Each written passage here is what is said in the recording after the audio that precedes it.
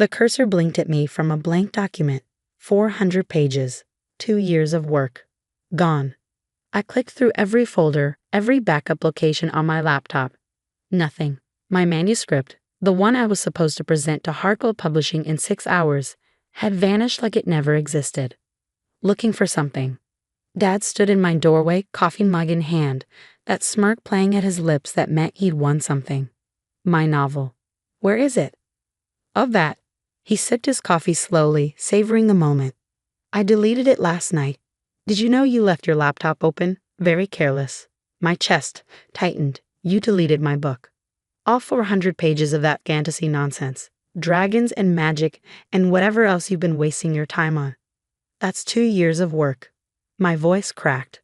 I have a publisher meeting today. Had, Mom corrected, appearing beside him. Writers are just failed adults playing pretend. It's time you grew up, Naomi. Your sister sells makeup and makes real money, she continued. 60,000 last year. What did your little stories make? Nothing. Because I haven't published yet. This meeting was a waste of time. Dad set down his mug with finality. I saved you the embarrassment. Hartwell Publishing. They probably meet with hundreds of delusional writers.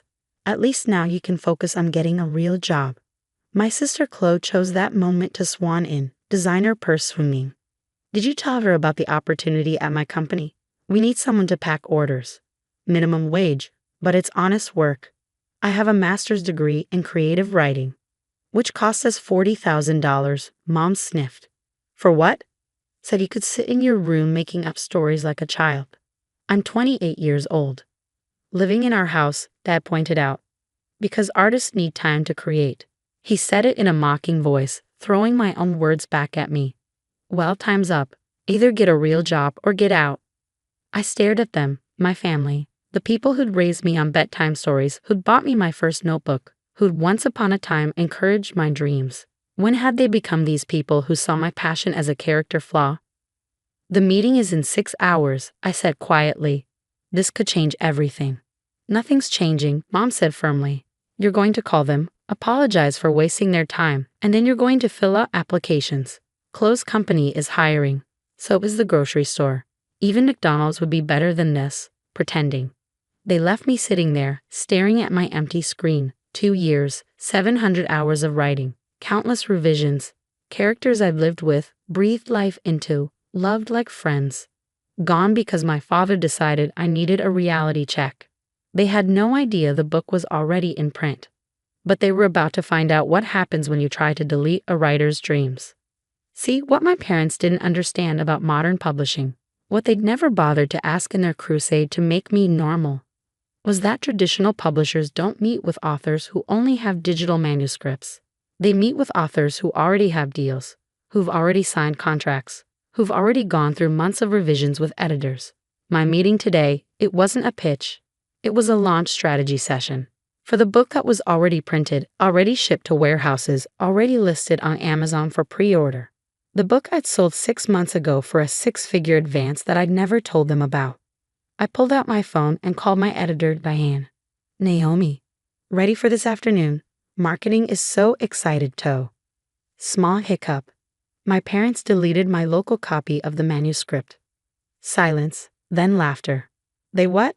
How very 1990s of them. Good thing we have it backed up in about 17 places, plus the 10,000 physical copies sitting in the warehouse. They don't know about the deal, or the advance, or any of it. Ah, her voice shifted, understanding. One of those families. Well, that explains why you use a P.O. box for correspondence. How do you want to play this? I thought about it, about years of when are you going to grow up, about watching them praise close every sale while dismissing my publications in literary magazines, about the contempt in their voices when they called me a failed adult. I'll be at the meeting, I said, but I might be looking for temporary housing afterward. Honey, with your advance, you can look for permanent housing. See you at 2. I hung up and opened my email. 17 messages from my agent, all various stages of excitement about the upcoming launch. Cover reveals from book bloggers who'd gotten advance copies, interview requests from podcasts, and one particular email that made me smile. Ms. Blake, We're pleased to confirm your book, The Last Dragon Keeper, will be featured in our staff picks display at all Barnes and Noble locations starting next Tuesday. I had 6 hours until the meeting, 6 hours to decide how to handle this. I could tell them now, watch their faces shift from smug satisfaction to shock, make them grovel, apologize, beg to be part of my success. Or, I put on my interview outfit, the one they'd mocked as playing dress-up when I worn it to author events. Packed a bag with essentials, printed out some documents I'd need. Then I went downstairs for breakfast like nothing had happened. There she is, Dad said cheerfully, ready to join the real world. Actually, yes, I poured coffee steady-handed. I've been thinking about what you said. Mom perked up. Oh, you're right, it's time to face reality. I'll go to that interview at Chloe's company. Interview? Chloe laughed. It's not an interview. You just show up and start packing boxes. Even better. When do I start? Are you serious? She looked suspicious. You're giving up the writing thing. Writers are just failed adults, right? And I'm tired of failing. The transformation was instant. Dad clapped me on the shoulder. Mom actually smiled. Chloe started babbling about employee discounts and how I could work my way up to cashier someday. This is wonderful, Mom gushed. I knew you'd see sense eventually. That publisher meeting was just a delusion. I know. I finished my coffee. I should go cancel it in person, though. Professional courtesy. Waste of gas. Dad grumbled. It's on the way to Chloe's store. I'll fill out the application after. They were too pleased with their victory to argue. I left with their blessing, Chloe's employee handbook, and a bag containing everything I couldn't replace. The meeting was in downtown Portland, in one of those gorgeous old buildings that screamed literary prestige. Hartwell Publishing occupied the top 3 floors. I'd been here before, for contract signing, for editing sessions, for the surreal moment when they'd handed me a check that could buy my freedom. Naomi, the receptionist, lit up. Love the outfit. Very authoress about town. Thanks, Claire. Is everyone here? Conference room B, they're setting up the display copies now. Display copies of my book, the one Dad thought he'd deleted. I walked into a room full of my book.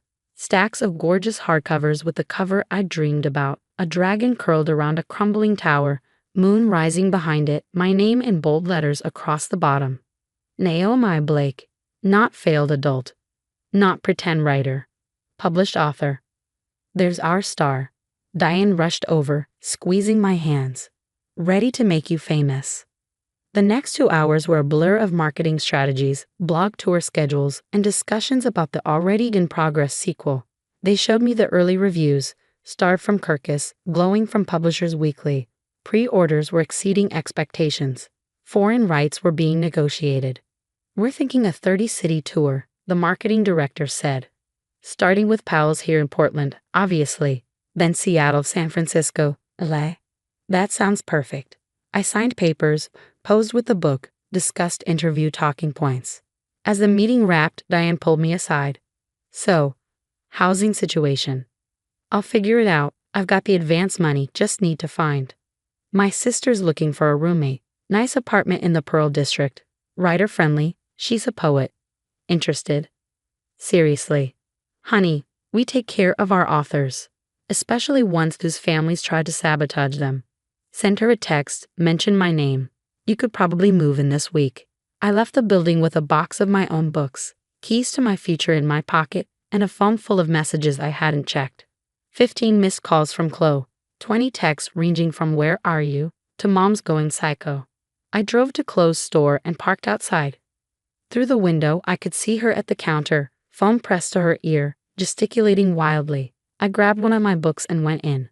Don't know where she is. She said she was coming here, but she spotted me. Oh my God, where have you been? You're 3 hours late. They gave the position to someone else. That's okay. I set the book on the counter. I had a meeting. You said you were canceling. Her eyes fell on the book. On the dragon. On my name. What is this? My novel. The one Dad deleted. Turns out publishers keep backups. She picked it up with shaking hands, flipped to the copyright page, the dedication, the author bio with my photo. This is real. As real as your makeup sales. More real, actually. This is my dream, printed and bound and about to be sold in every bookstore in America. But how? When? 6 months ago, when you were bragging about your year-end bonus, I was signing a 6-figure book deal. While Mom was calling me a failure, I was working with editors. While Dad was plotting to delete my future, it was already printed. Her face cycled through emotions: shock, anger, something that might have been pride before settling on the family default, resentment. You lied to us. I protected myself from you. There's a difference. Mom and Dad are going to. What? Delete it again? It's a little late for that. I pulled out my phone, showed her the Barnes & Noble website. There it was. My book, available for pre-order. $26.99. Though you could probably get the family discount if you asked nicely. She was already texting furiously. I could imagine the family group chat exploding. The accusations, the demands for money, the sudden pivot from contempt to greed. My phone rang. Dad. I answered on speaker. Hi, Dad. You get to your sister's store right now. His voice was deadly quiet. We need to talk about this lying problem of yours. I'm actually at the store, clothes holding my book. Want to see? Book? He was trying to sound dismissive, but I heard the uncertainty. Your little story. My published novel. The one you deleted. The one that's already in stores. The one that paid me enough to move out, live comfortably, and never pack makeup boxes for minimum wage. Silence. That's impossible. Publishers don't. Publishers don't what? Don't publish fantasy. Don't pay advances. Don't work with failed adults who refuse to grow up. I smiled at Chloe, who was photographing every page like evidence. Turns out they do all of those things, especially when the writer is good. If this is some self-published vanity. Hartwell Publishing. One of the big 5. Check their website if you don't believe me. I'm featured on the homepage. More silence. I could picture him Googling frantically, face purpling as he found the proof. You've been lying to us for months. You deleted my life's work because you decided I was a failure. Who's the real villain here? We're your parents. We deserve. You deserve exactly what you gave me. Nothing. No support, no belief, no respect. So that's what you get. No advance money, no reflected glory, no bragging rights at church about your successful daughter. You can't. I can. I did. I am. I picked up my book, ran my thumb over my name. You thought you could delete my dreams, but they were already real. Already out there. Already bigger than your small minds could imagine. Get home. Now, we're going to discuss. I'm not coming home. Ever. I have an apartment in the Pearl District and a 30-city book tour starting next week. I have interviews lined up and a sequel to write. I have a life finally, one you can't delete. Naomi. I hung up. Chloe stared at me, still clutching my book. 60,000, she whispered. What? I made 60,000 last year selling makeup. You made? More. Significantly more. And that's just the advance. There's royalties, foreign rights, movie options. Movie? Netflix is interested. I shrugged like it was nothing, though inside I was screaming with joy. My agent's handling it. She looked down at the book again, then back at me. For a moment, I saw something crack in her facade. I used to write. In high school. Poetry. I remember. Mom said it was stupid, said I should focus on things that made money. Mom was wrong. Yeah, she traced the dragon on the cover. Can I buy this? Not the family discount, full price. You want to buy my book. I want to read my sister's book, the real one, not the deleted one. I smiled. Keep that one.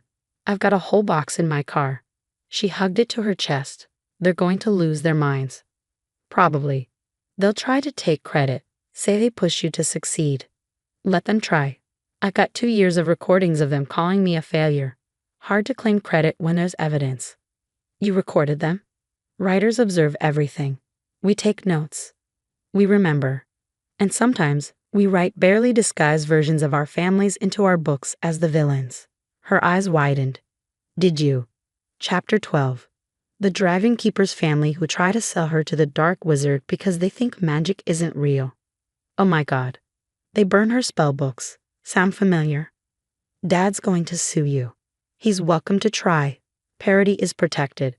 Plus, He'd have to admit he's the neglectful father in the story. In court. On record. She laughed, actually laughed. That's kind of genius. Writers are just failed adults, right? We have nothing but time to plan our revenge.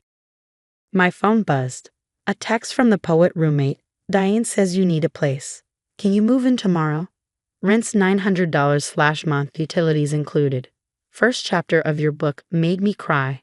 Good tears. Please say yes. I have to go, I told Chloe. I have an apartment to look at. Wait, she grabbed my arm. What do I tell them? The truth. Their failed daughter just became a published author. Their pretend writer just started a real career. Their disappointment just turned into someone they'll spend the rest of their lives claiming they always believed in.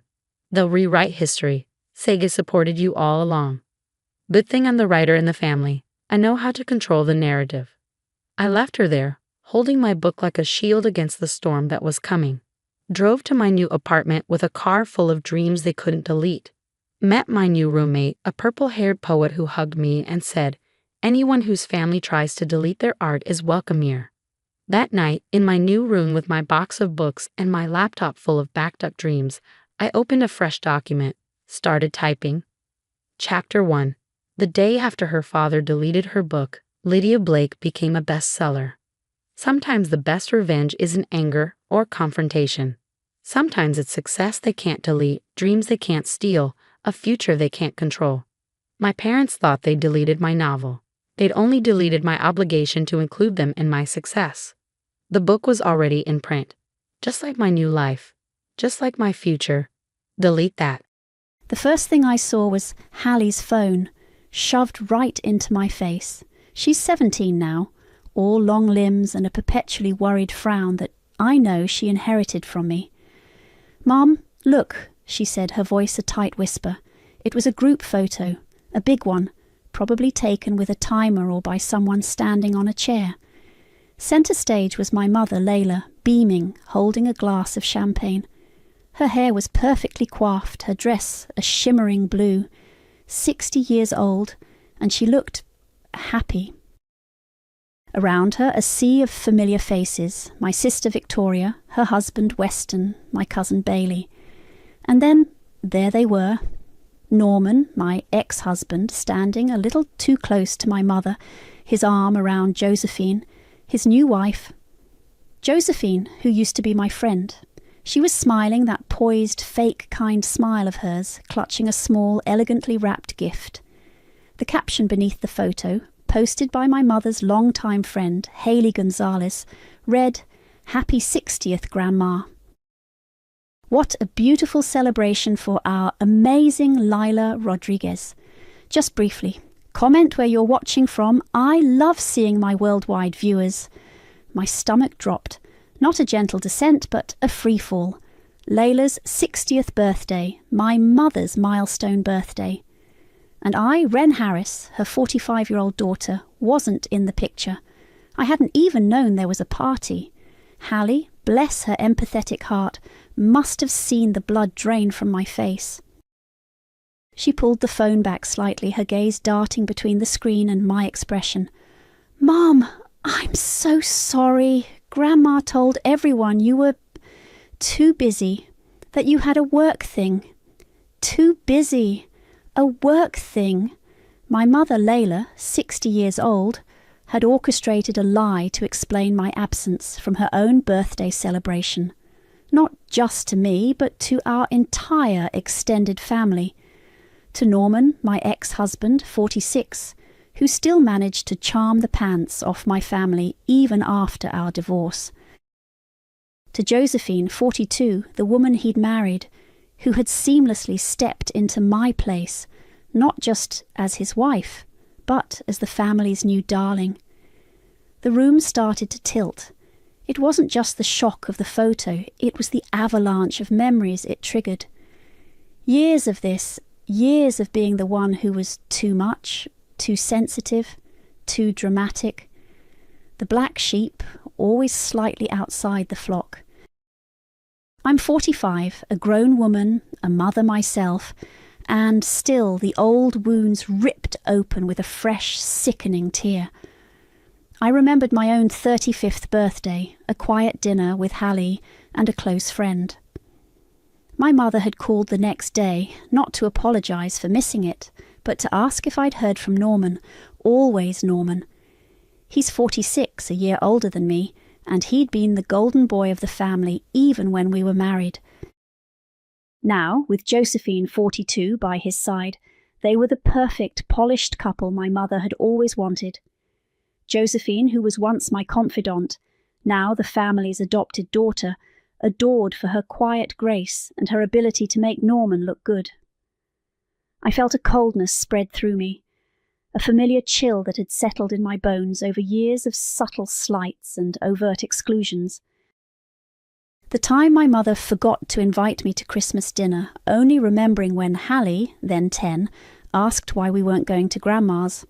The countless times my opinions were dismissed, my achievements downplayed, while Victoria, my younger sister 38 and the perpetual golden child, was lauded for every minor success. Hallie was still watching me, her eyes wide with concern. "Mom, are you okay?" I took a slow, deep breath, forcing my face into a neutral mask. "I'm fine, sweetheart, just surprised." Surprised wasn't the word. Blindsided was closer. Betrayed. Erased. Later that evening, after Hallie had gone to bed, the silence of the house pressed in on me. I wandered aimlessly, my mind a whirlwind of old hurts and fresh indignation. My gaze fell on an old, forgotten trunk in the back of my closet. Inside, beneath a stack of old blankets, was a heavy, leather-bound photo album, pristine, untouched for years. I pulled it out, the cool leather a strange comfort against my fingertips. This wasn't one of those modern digital albums. It was a relic, filled with thick, yellowed pages and carefully mounted photographs. Pictures of my childhood, of my parents when they were young, of Victoria and me as little girls, arms around each other. Pictures of a family that, for a long time, I had desperately wanted to belong to. My fingers traced the faded edges of a photograph of my mother, Layla, holding me as a baby. She was smiling, a genuine, unburdened smile. It felt like a lifetime ago. As I stared at the album, a quiet, dangerous thought began to form. It wasn't a scream or a tear or a desperate plea for recognition. It was something colder, sharper, something that had been simmering for years, finally reaching a boiling point. My next move, not yet fully formed, slowly, chillingly, began to crystallize in my mind.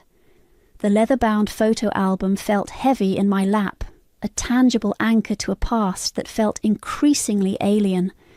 Each yellowed page I turned was a quiet accusation. Here was Victoria, my younger sister, 38 now, but in these photos she was a tiny, perfect blonde doll. And here was me, Wren, 2 years older, 45 now, always a little messier, a little more intense, my smile never quite as effortless as hers. Growing up, the comparisons were a constant hum in the background. Victoria is so much more graceful, Wren. Why can't you be more like your sister, Wren? So easygoing. I was always the one who felt things too deeply, who asked too many questions, who needed too much explanation. "You're too sensitive, Wren," my mother, Layla, would sigh, her voice dripping with a passive-aggressive concern that felt more like judgment. Victoria, the golden child, never had to try. She simply existed, and that was enough. After my divorce from Norman, that dynamic intensified. I was 43 then, reeling, trying to pick up the pieces of a life I'd thought was stable. I'd reached out to my mother, hoping for comfort, for understanding. Instead, I got a lecture about how I should have tried harder to make it work, how Norman, 46, was such a good man, and how I was always so dramatic. The coldness wasn't new, but the timing felt like a deliberate twist of the knife. She never once asked how I was, only how Norman was coping. Hallie, my 17-year-old daughter, had come into the living room earlier that day, while I was still numb from the photo. She'd sat beside me on the couch fidgeting before blurting out, "Mum, something else. At the party, Grandma introduced Josephine to Aunt Carol and Uncle David, and she said Josephine was like a daughter to her." The words hung in the air, thick and suffocating, like a daughter. Josephine, 42, my ex-friend, Norman's new wife, the woman who had seamlessly replaced me in my mother's affections. It wasn't just a slight, it was an erasure. A public declaration that I was, quite literally, no longer considered family. I closed the album, the images of a supposedly happy past, suddenly unbearable. I picked up my phone, my fingers hovering over Layla's contact. A quiet, loaded message formed in my mind, a lifetime of unspoken grievances distilled into a few sharp sentences. I saw the photo. The one where I'm not there. The one where you lied. Don't ever pretend to love me again. My thumb hovered over the send button. But then a different thought, colder and more precise, stopped me. What would that achieve? A defensive reply, more gaslighting? Another round of me begging for an acknowledgement that would never come. No, this wasn't about a conversation. This was about something else entirely. I set the phone down, the unsent message a phantom weight in my hand. I picked up the photo album again. This time, I didn't just look. I opened the drawer of the end table, pulled out a small pair of sharp, precise scissors. The first photo I chose was one from years ago, a summer picnic. Me, Victoria and Layla, all smiling, arms linked. A perfect family portrait. My mother, radiant. Victoria, effortlessly charming. And me, a little awkward, but undeniably there. I held the photo, my fingers tracing the outline of my own face. Then, slowly, deliberately, I began to cut. Not a tear, not a violent rip, but a careful, precise cut. I cut myself out of the picture. My half of the photo, the part with my face, my arm, my body, fell to the floor, a small, insignificant scrap. The remaining piece, Layla and Victoria still smiling, looked almost complete, as if I had never been there at all. I continued, methodically, a family vacation photo, me, cut out, a Christmas morning picture, me, gone. Each snip was a small, quiet act of rebellion, a reclaiming of the narrative. If they wanted to erase me, I would make it easier for them. As I worked, a small folded piece of paper, thick and official-looking, slipped out from between two pages. It had been tucked away, forgotten, behind a photo of my parents' 20th wedding anniversary. I unfolded it. It was a legal document dated almost 2 decades ago. The heading read, "Family Trust Agreement." My eyes scanned the text. It detailed the establishment of a trust for shared retirement security and future generational wealth. And there, clearly listed under original joint founders, were 2 names, Layla Rodriguez and Ren Harris. Below that, the initial contribution amount, $46,000. My signature was there, alongside my mother's. I remembered it now. Years ago, when I was in my mid-20s, I'd received a substantial inheritance from my grandmother on my father's side. My mother had convinced me, with her usual blend of persuasive charm and subtle guilt-tripping, that it would be so smart to pool some of it into a family trust. "For all of us, darling," she'd cooed, "a nest egg for the future." I had contributed the seed money, a significant portion of my inheritance. Everyone else, she'd assured me, would contribute later. They never did. The current beneficiaries were listed: Layla, her daughters, Ren and Victoria, and their children. The trust, I knew, had grown over the years, managed by a family friend who was a financial advisor. It was a substantial sum now, intended to be equally distributed. A cold, clear thought formed in my mind. They had forgotten about my contribution. They had forgotten about my name on this document. They had forgotten me until it was convenient. I picked up my phone again, not to send a message to Layla, but to search for something else entirely. I needed a lawyer, a friend if possible. Someone who understood the intricacies of trust law. This wasn't just about a birthday party anymore. This was about 40 years of being erased.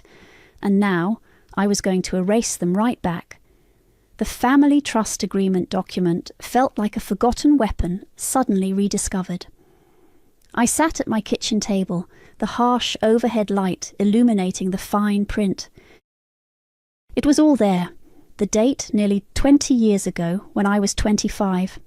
My name, Wren Harris, listed as an original joint founder alongside Layla Rodriguez, my mother, and the initial contribution, $46,000, clearly marked as coming from my inheritance. I remembered the conversation vividly. My grandmother, my father's mother, had left me a substantial sum when I was 24. It was more money than I'd ever seen. My mother, Layla, had swooped in, full of advice. "Darling, you must be smart with this. Don't squander it." She'd painted a picture of a shared family legacy, a nest egg for all of us. She talked about generational wealth, about security for our future. It had sounded so noble, so family-oriented. I'd been young, eager to please, desperate for her approval. So I'd signed the papers, handed over a significant chunk of my inheritance, believing I was contributing to something good, something that would bind us all together. Of course, no one else ever contributed a dime. Not Layla, not Victoria, my sister, who was then 18. It was my money, my inheritance, that had seeded the entire trust. And over the years, as the market climbed and the investments grew, everyone simply forgot where the initial capital had come from. It became the family trust, a shared asset, its origins conveniently obscured. The trust's current beneficiaries were Layla, my mother, Victoria, my sister, and myself. And, crucially, our children. That meant Hallie, my 17-year-old daughter, was also a beneficiary. The trust was designed for equal distribution upon Layla's passing or at a certain age, ensuring a tidy sum for each branch of the family. I pulled out my laptop and searched for trust law attorney. I didn't want just any lawyer. I needed someone discreet, someone who understood family dynamics, someone who could untangle this without making a public spectacle. Yet, I remembered a name, a woman I'd met years ago through a mutual friend who specialized in estate planning. Her name was Sarah. I found her contact information and sent a concise email attaching a scanned copy of the trust document. I explained in broad strokes that I was one of the original founders and wished to explore my options for rescinding my claim and, if possible, collapsing the trust's even distribution eligibility. Sarah called me back within an hour. She was sharp, no nonsense. I explained the situation, the original contribution, the years of being marginalised, and the recent birthday party exclusion. I kept my voice calm, factual, devoid of emotion. I wanted to sound like a business transaction, not a heartbroken daughter. "So, you want to withdraw your original contribution and, in doing so, disrupt the current distribution plan?" she asked. "More than that," I said, my voice steady. "I want to legally sever my connection to it entirely. And if that means the entire structure of the trust is affected, then so be it." She paused. "It's certainly possible to rescind your claim as a beneficiary. As an original founder who contributed the seed money, you have a stronger position than most. However, collapsing the entire trust or preventing the other beneficiaries from receiving anything might be more complex, depending on the exact wording and state laws. We'd need to review the full trust agreement and any subsequent amendments.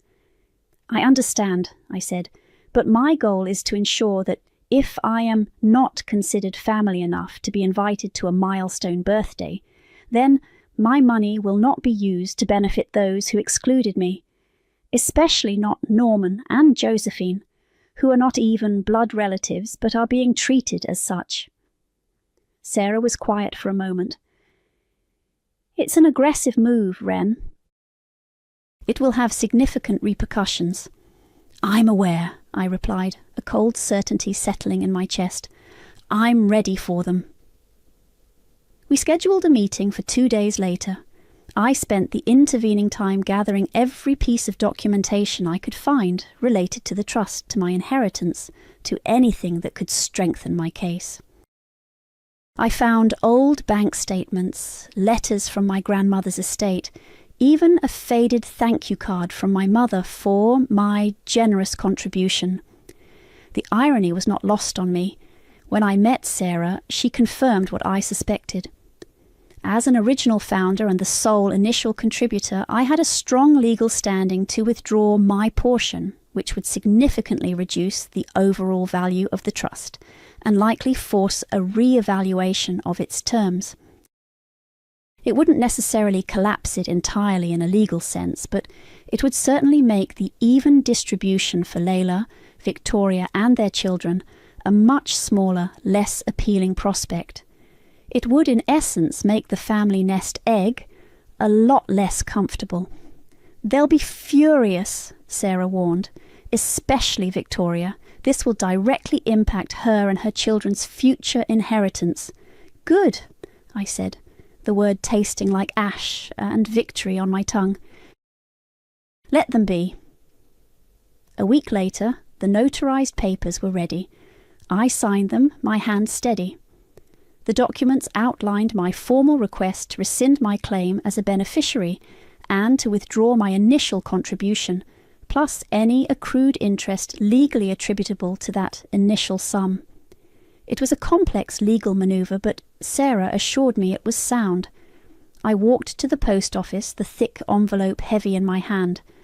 Before sealing it, I slipped something else inside, a small charred piece of paper.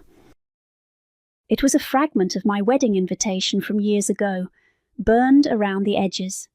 I'd kept it, a strange memento from a day that had promised so much and delivered so little. Norman and I had burned them together, a silly romantic gesture after our wedding. Now it felt like a symbol of everything that had gone up in smoke. I mailed the package, tracking confirmed. It was done, the first move. That evening, as I sat on my couch, a strange sense of calm settled over me. The phone vibrated on the coffee table. It was Layla. I watched it once, twice, 3 times. It stopped. Then, a few minutes later, it vibrated again and again. Over 15 times her number flashed across the screen. I didn't answer. Not yet. The whispers started almost immediately. A few days after I'd mailed the legal papers, Hallie came home from school, her brow furrowed more deeply than usual. She dropped her backpack by the door, not even bothering to kick off her shoes. "Mom," she started, her voice low, "Sarah Peterson asked me today why you weren't at Grandma's party, and then Ashley Chen said her mum heard you and Grandma had a big fight." I sighed. Sarah Peterson's mum was a notorious busybody. Ashley Chen's mum was practically Layla's shadow at the garden club. The gossip was already spreading. My mother, Layla, 60 years old, had successfully painted me as the villain, the one too busy or too dramatic to attend her own mother's milestone birthday. It was a familiar narrative, one I'd been fighting against my entire life. I scrolled through Facebook later that evening, a morbid curiosity guiding my thumb. Haley Gonzalez, Layla's 65-year-old friend and the family's unofficial gossip columnist, had posted more photos from the party. There were comments, dozens of them. "Such a beautiful night. Layla looks amazing." And then, the ones that stung, Josephine did such a wonderful job organising everything. Norman and Josephine are just the sweetest couple, always helping Layla. Josephine, 42, poised and fake kind, was being lauded as the family's saviour, the one who stepped in where I, Wren, her 45-year-old daughter, supposedly failed. Norman, 46, my ex-husband, was basking in the reflected glory, still the charming manipulator he'd always been. It was a perfect, curated image of familial bliss, with me conspicuously absent. The cold certainty that had settled in my chest after mailing the trust papers hardened into resolve. This wasn't just about the money anymore. It was about years of being minimized, of having my place usurped, of being erased. I went back to the old photo album. The scissors were still on the table where I'd left them. This time I wasn't just cutting myself out. I was curating. Each choice was deliberate, a mirror reflecting their own betrayals back at them. For Layla, my mother, I selected photos that represented our fractured relationship. A picture of me as a child, beaming, holding a drawing I'd made for her. I cut my face out, leaving only the drawing. A photo of us at my high school graduation.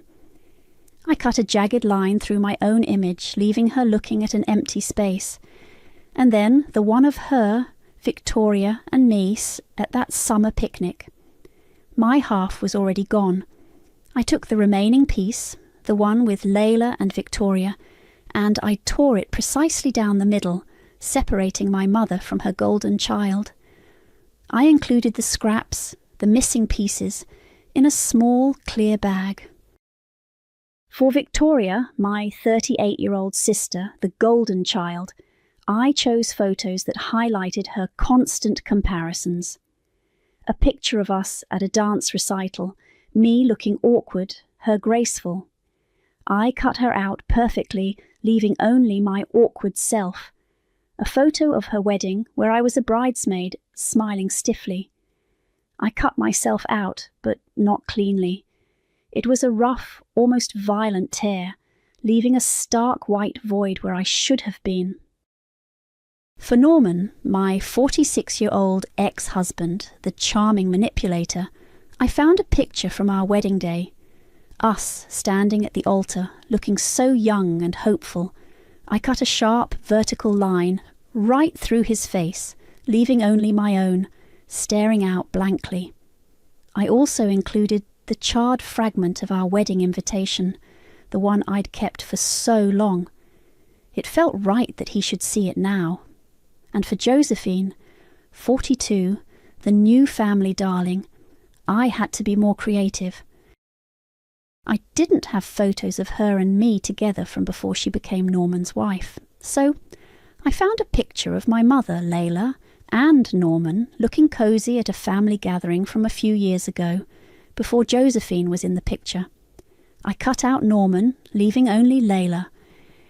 Then I found a photo of Josephine, a generic one from a group shot, and carefully pasted her face over Layla's, so it looked like Josephine was the one smiling intimately with Norman.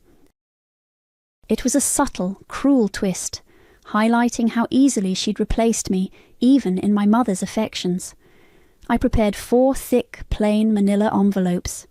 Inside each I placed the curated, defaced photos, along with a single sheet of vellum paper.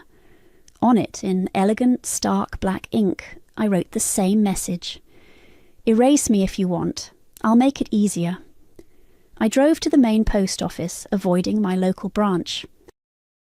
I sent each package via priority mail, with tracking, ensuring they would all arrive on the same day. It was a Tuesday. I calculated the delivery time. They would arrive by noon on Thursday. I went home, a strange mix of anticipation and dread swirling within me. I knew what was coming. The calm I'd felt after mailing the trust papers was still there, but now it was laced with a sharp edge of satisfaction. Thursday morning dawned, bright and clear. I tried to focus on work, but my mind kept drifting. I checked the tracking numbers obsessively. One by one they updated. Delivered.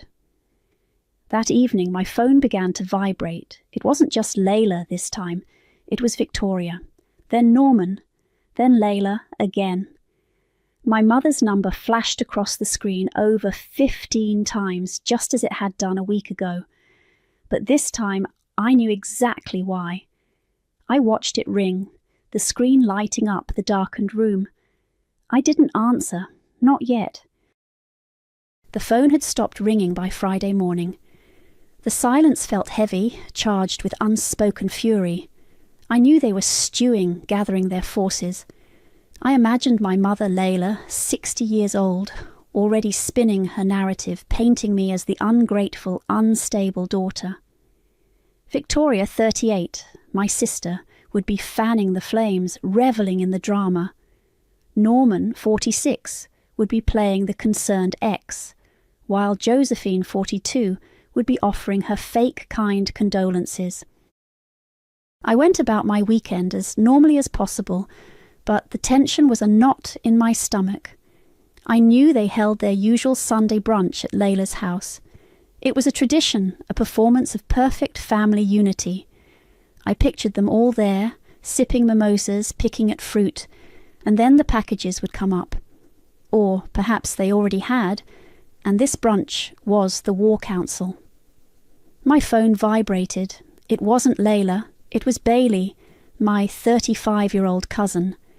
Her text was brief. Brunch is intense. Are you okay? I didn't reply. I didn't need to be there to imagine the scene.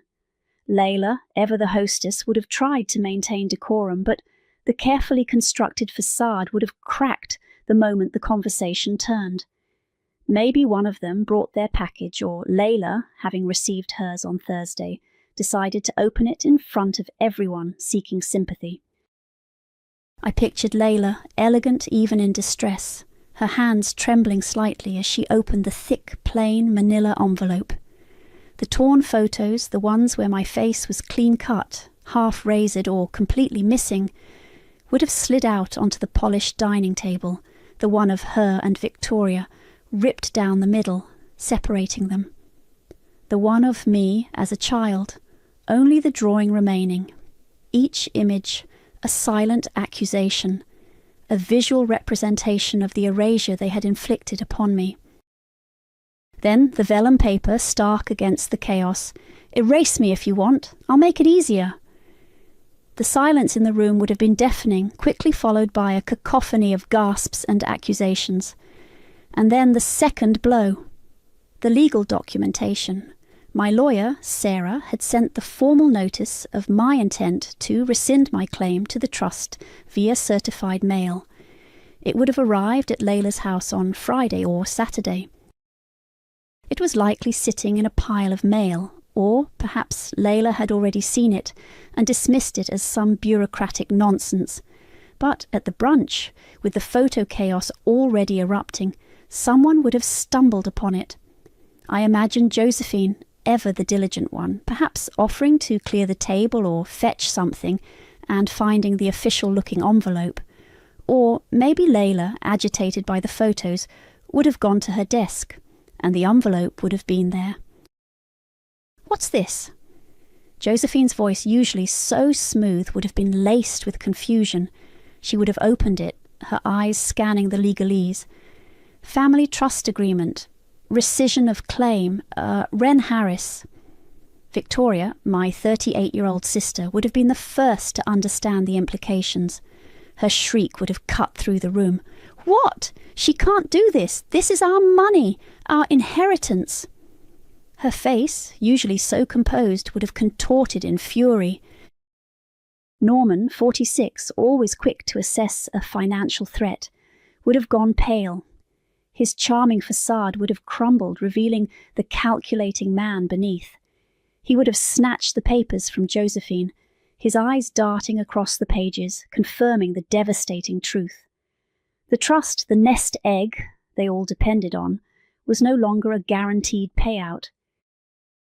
My pulling out, as the original founder and sole initial contributor, would drastically reduce its value and throw the entire distribution plan into disarray. Chaos, pure, unadulterated family chaos. Weston, Victoria's husband, 40 years old, would be aloof but supportive of Victoria, probably trying to calm her while secretly fuming. Bailey, my cousin, 35, would be caught in the middle, trying to make sense of the wreckage. Hayley Gonzalez, 65, would be discreetly taking mental notes, already composing her next Facebook post. Meanwhile, at school, Hallie was oblivious, until her phone started buzzing. Not just a few texts, but dozens. From Victoria, from Layla, from Bailey. All variations of the same desperate plea. Hallie, you have to talk to your mother. Your grandma is so upset. Please, Hallie, make her see reason. The texts continued through the afternoon. When Hallie finally walked through the door after school, her face was streaked with tears, her eyes wide with a mixture of confusion and betrayal. She didn't even drop her backpack this time. She just stood there, clutching her phone, her knuckles white. "Mom!" she choked out, her voice raw. "Why? Why would you do this? Why? Why would you do this?" Hallie's voice cracked, her face wet with tears. She stood in the doorway, her shoulders hunched, looking younger than her 17 years. The texts from her aunts and grandma must have been relentless. I walked over to her slowly, my own heart aching for the confusion I saw in her eyes, but my resolve remained firm. I took her hands, cool and trembling, in mine. "Come sit down, sweetheart," I said, leading her to the couch. She sat, still clutching her phone, but she looked at me, waiting. "Hallie," I began, my voice calm, deliberate, "this isn't about a birthday party. Not really. That was just the last straw." I took a breath. "For years, your grandma, your Aunt Victoria, even your dad, they've treated me a certain way. They've minimized me, made me feel like I was always too much or not enough, too sensitive, too dramatic, never as good as Victoria, never as charming as your dad." Hallie nodded slowly, her gaze fixed on mine. She'd seen glimpses of it, I knew. The subtle eye rolls from Victoria, the dismissive tone from Layla when I spoke, the way Norman would always be the good guy, even after our divorce. When I was 25, I inherited some money from Grandma Rose, your great-grandmother, my dad's mum. It was a good amount. Your grandma, Layla, convinced me to put a big chunk of it, $46,000, into a family trust. For all of us, she said, for generational wealth. She said it was for our shared retirement security. I was young. I wanted to be part of the family, to contribute. So I did. I paused, letting that sink in. No one else ever put a dime into it, Hallie. Not your grandma, not Victoria. It was my money that started that entire trust. And over the years, they just forgot, or pretended to forget. It became the family's money, something they were all entitled to, something that would benefit them and their kids, including you. Hallie's eyes widened slightly. "So that's what the papers were? Yes, I've legally rescinded my claim to that trust. I've pulled my money out. It means the even distribution they were all counting on is now significantly smaller. It means Victoria won't get the big payout she expected. It means your grandma's nest egg isn't quite as comfortable anymore." "But why the pictures, Mom?" she whispered, her voice still fragile. "Because they've been erasing me for years, Hallie, making me feel invisible. Blaming me for everything, lying about why I wasn't at the party, praising Josephine, who used to be my friend, for being like a daughter to your grandma. They want to pretend I don't exist, that I'm not part of this family. So I made it easier for them. I literally cut myself out of their memories, out of their narrative, and I showed them what it feels like to be erased. I squeezed her hands. This isn't about being petty, Hallie. This is about boundaries. For years, I minimized myself. I funded others. I endured verbal violence wrapped in pastel politeness. I let them walk all over me because I craved their approval, their love. But love shouldn't come with a price tag of self-erasure. Even love has boundaries. And I just found mine. Hallie pulled her hands away, not in rejection, but to wipe her eyes. She looked conflicted, heartbroken by the family's unravelling, but a flicker of understanding, of dawning clarity, began to replace the confusion in her eyes. She was sharp, my Hallie. She saw the truth, even if it was painful.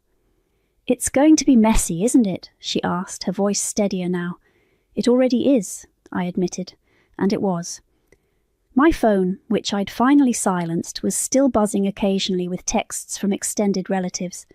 My cousin Bailey, 35, sent another text. "Aunt Layla is beside herself. Victoria is threatening legal action. Norman is trying to mediate." "It's a circus." Haley Gonzalez, Layla's 65-year-old friend, had indeed taken to Facebook. Her statuses were cryptic, but everyone knew who she was talking about. Some people just can't appreciate what they have. Family is everything, but some choose to burn bridges. And later, karma has a funny way of working itself out, but sometimes you have to help it along. The comment section was a battleground of veiled opinions, with some relatives subtly siding with Layla, others expressing vague sentiments about family drama. Reputation matters were definitely at stake. A few days later, a text popped up on my phone. It was from Layla, addressed to Hallie. "Darling, just confirming Thanksgiving dinner at my place. So excited to have you." Hallie looked at it, then at me. Her expression was thoughtful, no longer tearful, but resolute. She picked up her phone and typed. I didn't ask what she was doing, I just watched. She pressed send. A moment later, her phone vibrated with a reply. She showed me the screen. Her message to Layla. "Grandma, I won't be able to make it for Thanksgiving this year. I'll be spending it with Mom." Layla's reply was a single, stunned word. "What?" Hallie looked up at me, a quiet strength in her gaze. "It's my decision, Mom." A few days after Hallie sent that text to Layla, the air in our house felt different. Lighter, somehow. Hallie, my 17-year-old, still had moments of quiet contemplation, but the confusion had largely been replaced by a quiet understanding. She was seeing her family, her grandmother, her aunt, her father, through a new lens. The peace didn't last. The doorbell rang just before noon on a Tuesday. I wasn't expecting anyone. Hallie was at school. I opened the door to find Layla, my 60-year-old mother, standing on my porch. She was impeccably dressed, as always, in a tailored navy suit, her hair perfectly styled. But her usual poised demeanour was fractured. Her lips were pressed into a thin line, and her eyes, usually so sharp, were clouded with a mixture of anger and something that looked like genuine distress. In her trembling hand, she clutched a clear plastic sleeve. Inside it was one of the torn photos I'd sent her, the one of her and Victoria, ripped down the middle. "Ren," she said, her voice tight, barely above a whisper. I didn't invite her in. I just stood there, my arms crossed, my expression neutral. This was my home, my space. She had invaded it just as she had always invaded my emotional boundaries. "What is this?" she demanded, holding up the photo. Her hand shook, making the plastic crinkle. "What is the meaning of this, Ren? And the papers? What have you done?" Her voice started to rise, but I remained silent. I just looked at her, letting the silence stretch, letting her discomfort build. She was used to me reacting, explaining, defending myself. Not anymore. "You've caused an absolute scandal," she cried, her voice cracking. "Haley is posting all over Facebook. Victoria is hysterical. Norman he's beside himself. How could you do this to your own family?" Her eyes welled up, and a single tear tracked a path down her carefully made-up cheek. "You've always needed to make everything about you, Wren," she choked out, her voice thick with self-pity. "Always so dramatic, always seeking attention." "You ruin everything," I met her gaze, my voice calm, steady, and devoid of any emotion. "It finally is," I replied. "It finally is about me." The words hung in the air, a cold, hard truth. Her face twisted, a mixture of shock and fury. She had expected an argument, a breakdown, a plea for forgiveness, not this quiet, unyielding defiance. She fumbled in her elegant leather purse, pulling out a checkbook. Her hands were shaking so badly she almost dropped it. "Look," she said, her voice softer now, trying a different tactic, the one she always used when she wanted to smooth things over, to buy compliance. "If this is about the trust, if you feel you weren't properly compensated, I can write you a check to replace what you think was taken. We can fix this. Just put everything back." She tore out a check, already filling in a number. I didn't even glance at it. "No," I said, my voice flat. "There's nothing to fix. And nothing to replace." I took a step back, my hand resting on the doorknob. The message was clear. Our conversation was over. Her face crumpled. She stared at me, then at the check in her hand, as if she couldn't comprehend my refusal. "Wren, please," she begged, a desperate note entering her voice. "Don't do this. Don't cut us off." I didn't respond. I just looked at her, my gaze unwavering. After a long, strained moment, she finally turned, her shoulders slumped, and walked slowly down my porch steps. I watched her get into her car, her usual elegant posture gone, replaced by a defeated slump. She drove away without looking back. Later that afternoon, a voicemail popped up on my phone. It was Norman, my 46-year-old ex-husband. His voice was smooth, practiced, laced with a false concern. "Wren, hey, look, I know things are tense, but we need to clear the air. This is getting out of hand. For Hallie's sake, if nothing else. Let's just talk, okay? Before things go too far." I listened for about 15 seconds, then deleted the message, halfway through. The next morning my phone rang again. It was Victoria, my 38-year-old sister. I answered, knowing what was coming. "Wren, what the hell is wrong with you?" she shrieked, her voice shrill with rage. "Mom told me you refused to talk to her, and this trust. You can't just do this." "That's our inheritance, our kids' future. My lawyer says this is a clear breach of family expectations. We're going to sue you, Wren. We're going to take you to court." I listened to her tirade, the familiar accusations washing over me, but they no longer pierced. "Victoria," I said, my voice calm, cutting through her anger, "you can threaten whatever you like. I followed the law.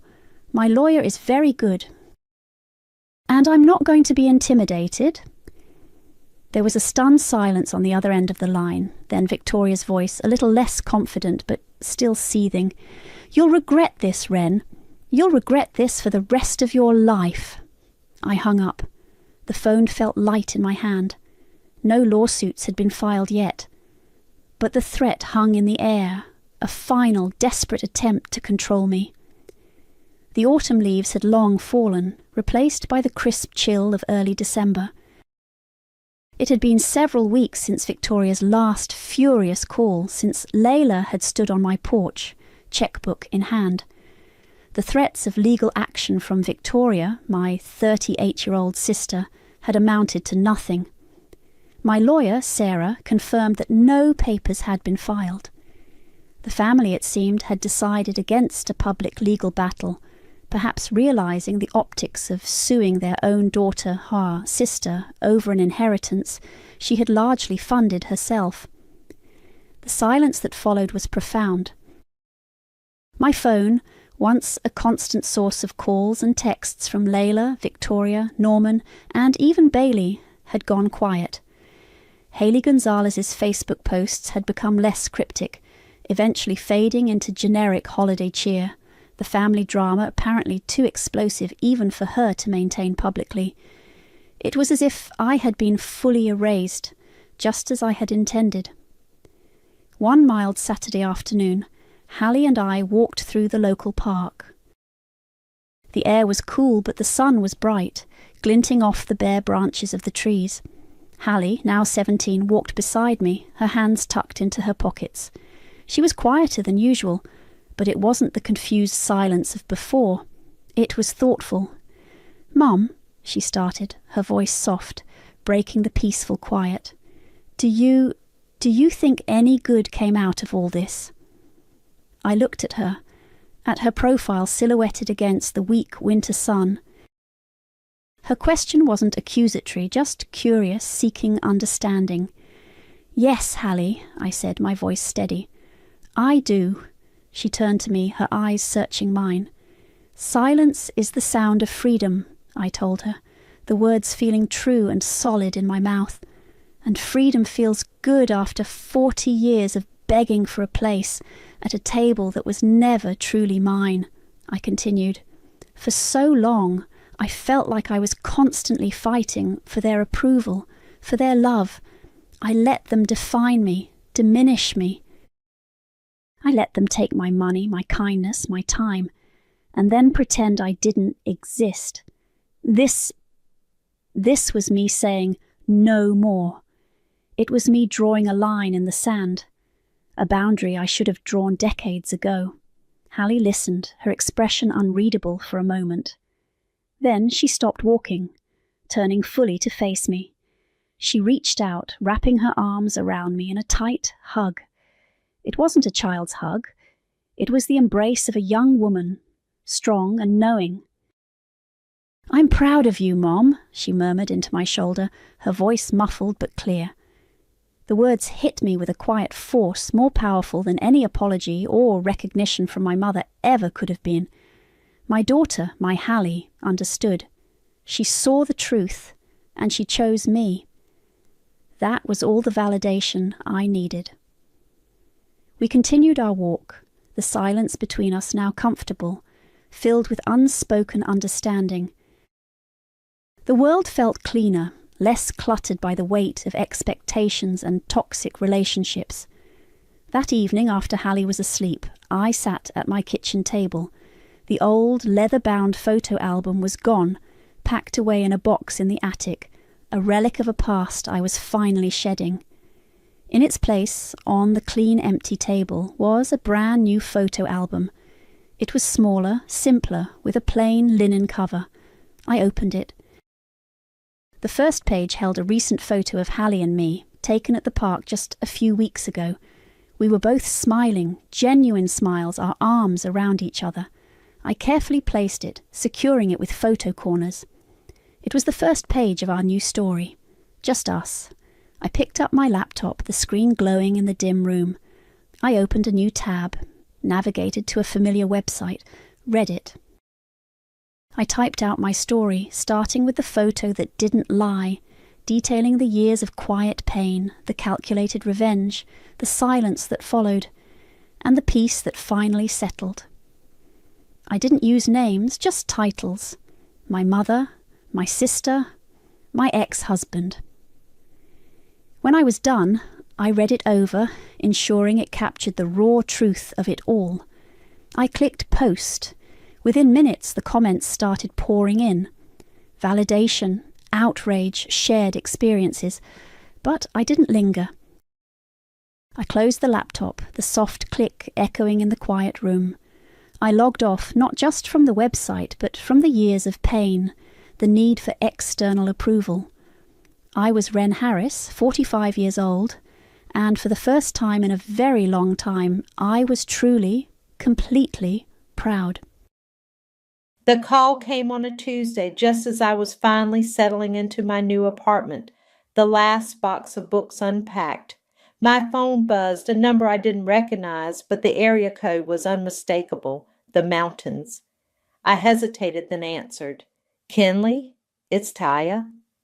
Her voice, even through the phone, was like a perfectly manicured nail dragging across a chalkboard. Sweet, but with an edge that promised something unpleasant. Taya McGregor, my cousin, a year older than me at 35, always the self-appointed voice of the family. I'm Kinley Blair, 34, and I live out of state for a reason. Hey, Taya, I said, keeping my tone neutral. My stomach, however, was already doing a familiar clench. So listen, she chirped, not bothering with pleasantries. We've had a big family meeting about Grandpa Elias's cabin. My grip tightened on the phone. Grandpa Elias had been gone for almost a year now. His funeral was the last time I'd been back to that small mountain town, the last time I'd seen any of them. The cabin, his cabin, was the only place I'd ever truly felt like I belonged. Oh? I prompted, my voice betraying none of the sudden chill that spread through me. Yes, it's all very exciting. Peter, my brother, he's doing so well in real estate, and he had this brilliant idea. We're going to turn the cabin into a luxury Airbnb. A family legacy, but also like profitable. It's just sitting there, right? My jaw clenched. Just sitting there? I repeated, the words tasting like ash. That cabin was a sanctuary, not an investment opportunity. Well, you haven't been up there, have you? Taya's tone shifted, a hint of accusation.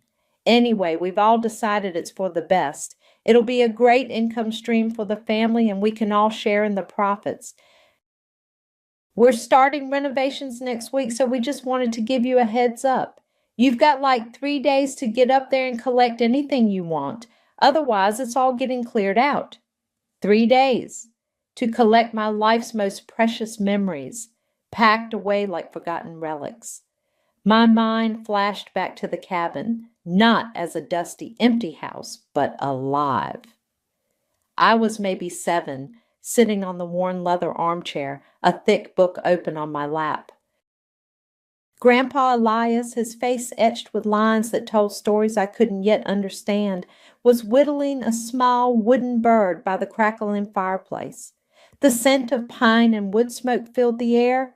He'd look up, a small smile playing on his lips, and I'd feel seen, truly seen, in a way I never was at the chaotic, loud family gatherings at Aunt Raquel's house. There I was just a quiet shadow, the kid who liked books more than people, who didn't laugh loud enough or play rough enough. But at the cabin with Grandpa, I was exactly where I was supposed to be. He'd take me fishing on the lake, teaching me how to cast, how to be patient. He'd let me paint on the old easel in the corner, even when my attempts at landscapes looked like abstract explosions. He'd tell me stories about his time in the war, not the gory details, but the quiet moments of camaraderie, the beauty he found even in desolation. The cabin wasn't just wood and stone. It was the physical manifestation of his love, a cocoon of safety that shielded me from the world and from the family, who seemed to view me as an inconvenient afterthought. Kinley, are you still there? Taya's voice pulled me back, sharp and impatient. Did you hear me? 3 days. We're sending a crew up on Monday. My smoldering fury, usually banked low, flared. They hadn't noticed me when I was a kid, hadn't called after Grandpa died, hadn't even bothered to ask if I wanted anything from his house. Now they were dictating terms about the only place that felt like home. I didn't argue. I didn't raise my voice. I just said, "Got it. Thanks for the heads up, Taya." And then I hung up. My hands were shaken, but not from fear, from a cold, steady resolve. I walked over to the small fireproof safe I kept hidden in my closet, the one I'd opened only once since Grandpa's passing.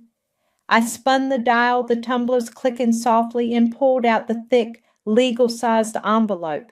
Inside, crisp and official, was Grandpa Elias's last will and testament. The real one. They had no idea who they were dealing with. Before going further, drop your location in the comments. I'm curious about my global family. I drove through the night, the highway lines a blur under the headlights. Taya's call had been on Tuesday. I was at the cabin by Friday morning, well within her arbitrary 3-day deadline. The drive from out of state was long, but the anger had kept me awake, a low, thrumming energy beneath my skin. The mountain air was crisp and cold as I pulled up the familiar gravel driveway, but nothing else was familiar. A large, garish banner, printed with a pixelated image of a generic modern living room, hung crookedly from the porch railing. Elias's retreat coming soon. 2 pickup trucks, neither of them Grandpa's old Ford, were parked haphazardly in the yard. The front door, usually a sturdy dark wood, was propped open, revealing a gaping maw of raw plywood where the old screen door used to be. I stepped out of my car, the gravel crunching under my boots. The scent of fresh-cut lumber and something acrid, paint stripper maybe, hit me. It was an assault on my senses, a desecration. Inside the cabin was a war zone. The beautiful aged wood paneling that had lined the living room for decades was half ripped off, exposing bare studs. Someone was dragging in long, pale planks of laminate flooring, scraping them across the original wide plank oak floors that Grandpa had lovingly maintained. The stone fireplace, the heart of the home, was covered in a drop cloth, and a bucket of white paint sat beside it. "Kinley, you made it!" Taya's voice, annoyingly cheerful, cut through the din of hammers and power tools. She emerged from what used to be Grandpa's study, holding a clipboard and a glass of sparkling water. Her blonde hair was pulled back in a perfect ponytail, and she wore a pristine white linen shirt, completely out of place in the dusty chaos. Beside her, balancing a charcuterie board laden with artisanal cheeses and grapes, was my other cousin, Peter Underwood, 30 years old, Taya's younger brother, and the ambitious realtor she'd mentioned. He looked up, a smirk on his face.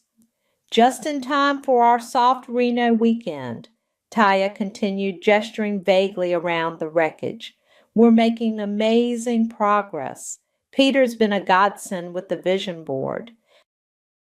We're thinking open concept, light and airy, very mountain modern. It'll be perfect for weekend getaways." I didn't say a word. I just walked past them, my eyes scanning the damage. The old braided rug was gone. The antique fishing lures that had hung above the mantelpiece were nowhere to be seen. My gaze landed on the wall where Grandpa's old hunting rifle used to hang, now just a blank space. A pang, sharp and unexpected, twisted in my gut. This wasn't just a house, it was a repository of memories, of a love I hadn't found anywhere else. I turned back to Taya and Peter, who were now chatting animatedly with 2 other people I didn't recognize, a woman with a tape measure draped around her neck and a burly man in a work vest.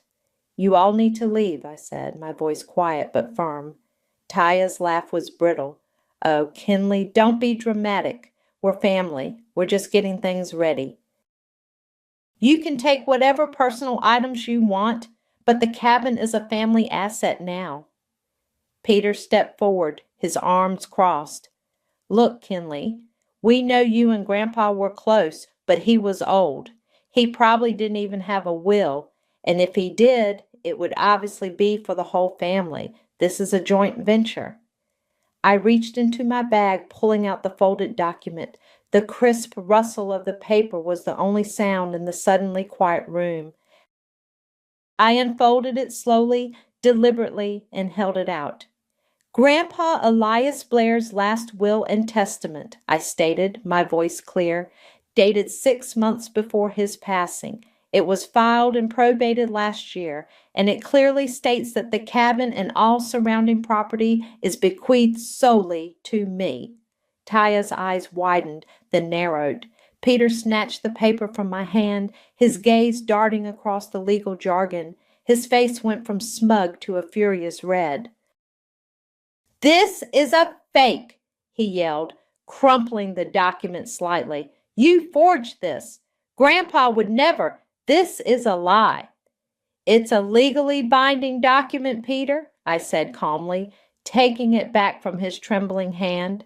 "I suggest you and your crew pack up your laminate flooring and your charcuterie boards and leave now." The burly man and the woman with the tape measure exchanged nervous glances. Taya, however, was still fuming. "You can't do this, Kinley. We'll get a lawyer. We'll fight this." I just looked at her, then at Peter, then at the half-demolished walls.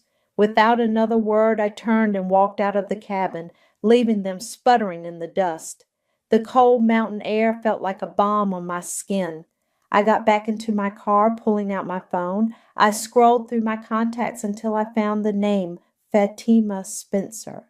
She was a real estate attorney I found through a mutual acquaintance known for being calm, efficient, and fiercely effective. "Fatima, it's Kinley Blair," I said when she answered. "I'm at the cabin. We have a problem." I explained the situation, the demolition, the family's reaction. She listened patiently, her voice calm when she finally spoke. "Understood, Kinley. I'll draft a cease and desist order immediately, and we'll prepare to file for an injunction if they don't comply. Do you have a copy of the recorded will?" "Yes, I'm holding it," I confirmed. "I'll email it to you." As I hung up, a memory surfaced, clear as the mountain spring water Grandpa used to drink. It was a few years ago, maybe just after I'd finally left my ex. I was visiting Grandpa at the cabin, still jumpy, still trying to piece myself back together. He'd called his lawyer, a quiet man named Mr. Henderson, to come up. Grandpa had sat me down later, a serious look on his face. "I'm updating my will, Kinley," he'd said, his hand covering mine. "This isn't about the others. It's about you doing something good here. This place, it's meant for healing. You'll know what to do." He'd squeezed my hand, his eyes holding a depth of understanding that few others ever had. I looked up, the setting sun casting long shadows across the yard. Something on my windshield caught my eye, a plain white envelope tucked under the wiper blade. My name wasn't on it. My heart hammered, a sudden cold dread replacing the anger. I pulled it free, my fingers fumbling. Inside a single piece of paper, scrawled in angry block letters, were 3 words: "You don't belong here either." The anonymous note scrawled with "You don't belong here either" had been a cold splash of water. It cemented my resolve. This wasn't just about property anymore. It was about a hostile takeover and a threat. I didn't know who had left it, but my gut pointed straight to Peter. He had the most to lose and the most to gain. Within 12 hours of arriving, I had driven into the nearest town, bought heavy-duty no trespassing signs, and hammered them into the ground along the perimeter of the property. I also called a local locksmith. By Saturday morning, less than 48 hours after Taya's call, every lock on the cabin and its outbuildings had been changed. The old rusty shed door, the main cabin entrance, even the back door leading to the deck, all secured. I was just finishing up with the last lock on the shed when I heard the familiar rumble of Peter's truck. He pulled up, followed by another vehicle I recognized as belonging to the decor rep Taya had been with, a woman named Brenda. Peter jumped out, his face contorted in anger. "What the hell, Kinley? You changed the locks!" he yelled, marching towards me. It's my property, Peter, I said calmly, holding up the new set of keys. You were trespassing. I asked you to leave yesterday. Brenda, looking nervous, stayed by her car. Peter, however, wasn't done. This is ridiculous. We have a right to be here. We're family. No, you don't, I stated, pulling out my phone. And I've already called the sheriff's department. They should be here any minute to escort you off the property. His face paled slightly. You wouldn't dare. Watch me? Sure enough, a few minutes later, a patrol car with flashing lights pulled up the driveway. A sheriff's deputy, a stocky man with a no-nonsense expression, stepped out. I walked over to meet him, showing him my ID and the notarized copy of the will. He listened patiently, then approached Peter and Brenda. Folks, this property is legally registered to Ms. Kinley Blair, the deputy explained, his voice firm. Any continued presence here without her permission constitutes trespassing. I'm going to need you to gather your belongings and leave the premises immediately. Peter argued, blustering about family rights and false claims, but the deputy was unmoved. Brenda, looking mortified, quickly started loading boxes into her car. Peter, fuming, finally stomped back to his truck, slamming the door. As he drove away, he shot me a look that promised retribution. The moment they were out of sight, my phone started buzzing, and buzzing, and buzzing. The family group chat, a dormant beast for months, had come alive. Taya, true to form, had gone nuclear. Taya McGregor, can you believe Kinley? She called the cops on Peter, our own cousin. Taya McGregor, she's completely unhinged, trying to claim Grandpa's cabin all for herself. So greedy. Taya McGregor, after all we've done for her, she never even visited Grandpa. A blatant lie, but I expected nothing less. Aunt Carol, cops? Really, Kinley? That seems extreme. Uncle Mark, what's going on? Cousin Jessica, is this true, Kinley? I scrolled through the barrage of messages, a mix of outrage, confusion, and thinly veiled accusations. They were painting me as a money-hungry outsider, just as I'd known they would. My fingers hovered over the keyboard. I could type a long explanation, defend myself, but that wasn't my style. I had something better. I opened the photo album on my phone, found the picture I'd taken of the redacted will, the one Fatima had advised me to keep on hand. It clearly showed Elias Blair's name, my name as the sole beneficiary of the cabin, and the official probate stamp. I cropped out the sensitive financial details, leaving only the relevant sections. Then I posted it, no caption, just the image. The comments erupted. Uncle Mark, what is this? Aunt Carol, is this real? Cousin Jessica, it says it's all Kinley's. Taya McGregor, that's a fake. She forged it, I know she did. Cousin Michael, Taya, that's an official document. You can look it up in probate records. Raquel Hunter, Peter and Taya's mother. This is an outrage. Elias would never. He loved us all equally. Uncle David, Grandpa Elias's brother. Elias was a stubborn man. If he wanted it to go to Kinley, he'd make sure it did. He always had a soft spot for her. The group chat descended into chaos, a digital battleground. People began choosing sides, some defending Taya and Peter, others quietly acknowledging the legal document, a few expressing surprise or even a grudging respect. It was a mess, but it was their mess. I put my phone down, the screen still flickering with notifications. The cabin was quiet now, save for the whisper of the wind through the pines. My gaze drifted to the half-demolished walls, the exposed studs. The thought of turning this place into a luxury rental, a revolving door for strangers, made my stomach churn. Grandpa had said, "This place, it's meant for healing. You'll know what to do." He'd always known, even when I hadn't. I was 28, huddled on a cot in a women's shelter, the fluorescent lights humming above me. My body ached. My spirit was shattered. I'd finally left him, my ex, after years of walking on eggshells, of hiding bruises, of shrinking myself into nothing. The shelter was a haven, but also a stark reminder of how fragile life could be, how quickly safety could be ripped away. I remembered looking around at the other women, their faces etched with similar pain, and feeling a desperate urge to create a space, a real sanctuary where they could truly heal, away from judgment, away from fear. A place like Grandpa's cabin. The memory, though painful, solidified my purpose. This cabin wouldn't be an Airbnb, it would be a women's trauma healing retreat, a safe harbor just as it had been for me. I was planning my next steps, already mentally sketching out layouts for quiet rooms and therapy spaces, when I heard a car pull up the driveway. Not Peter's truck this time, a familiar older sedan.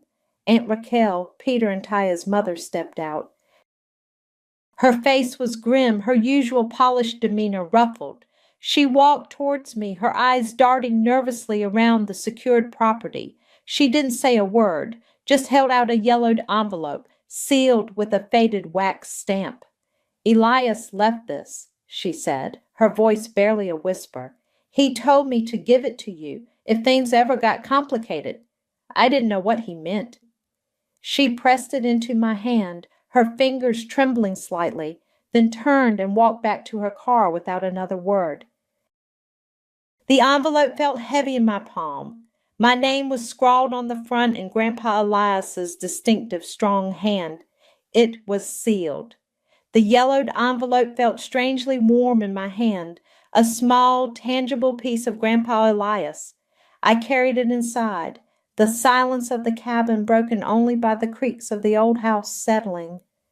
I sat at the kitchen table, the one where Grandpa and I had shared countless meals, and carefully broke the faded wax seal.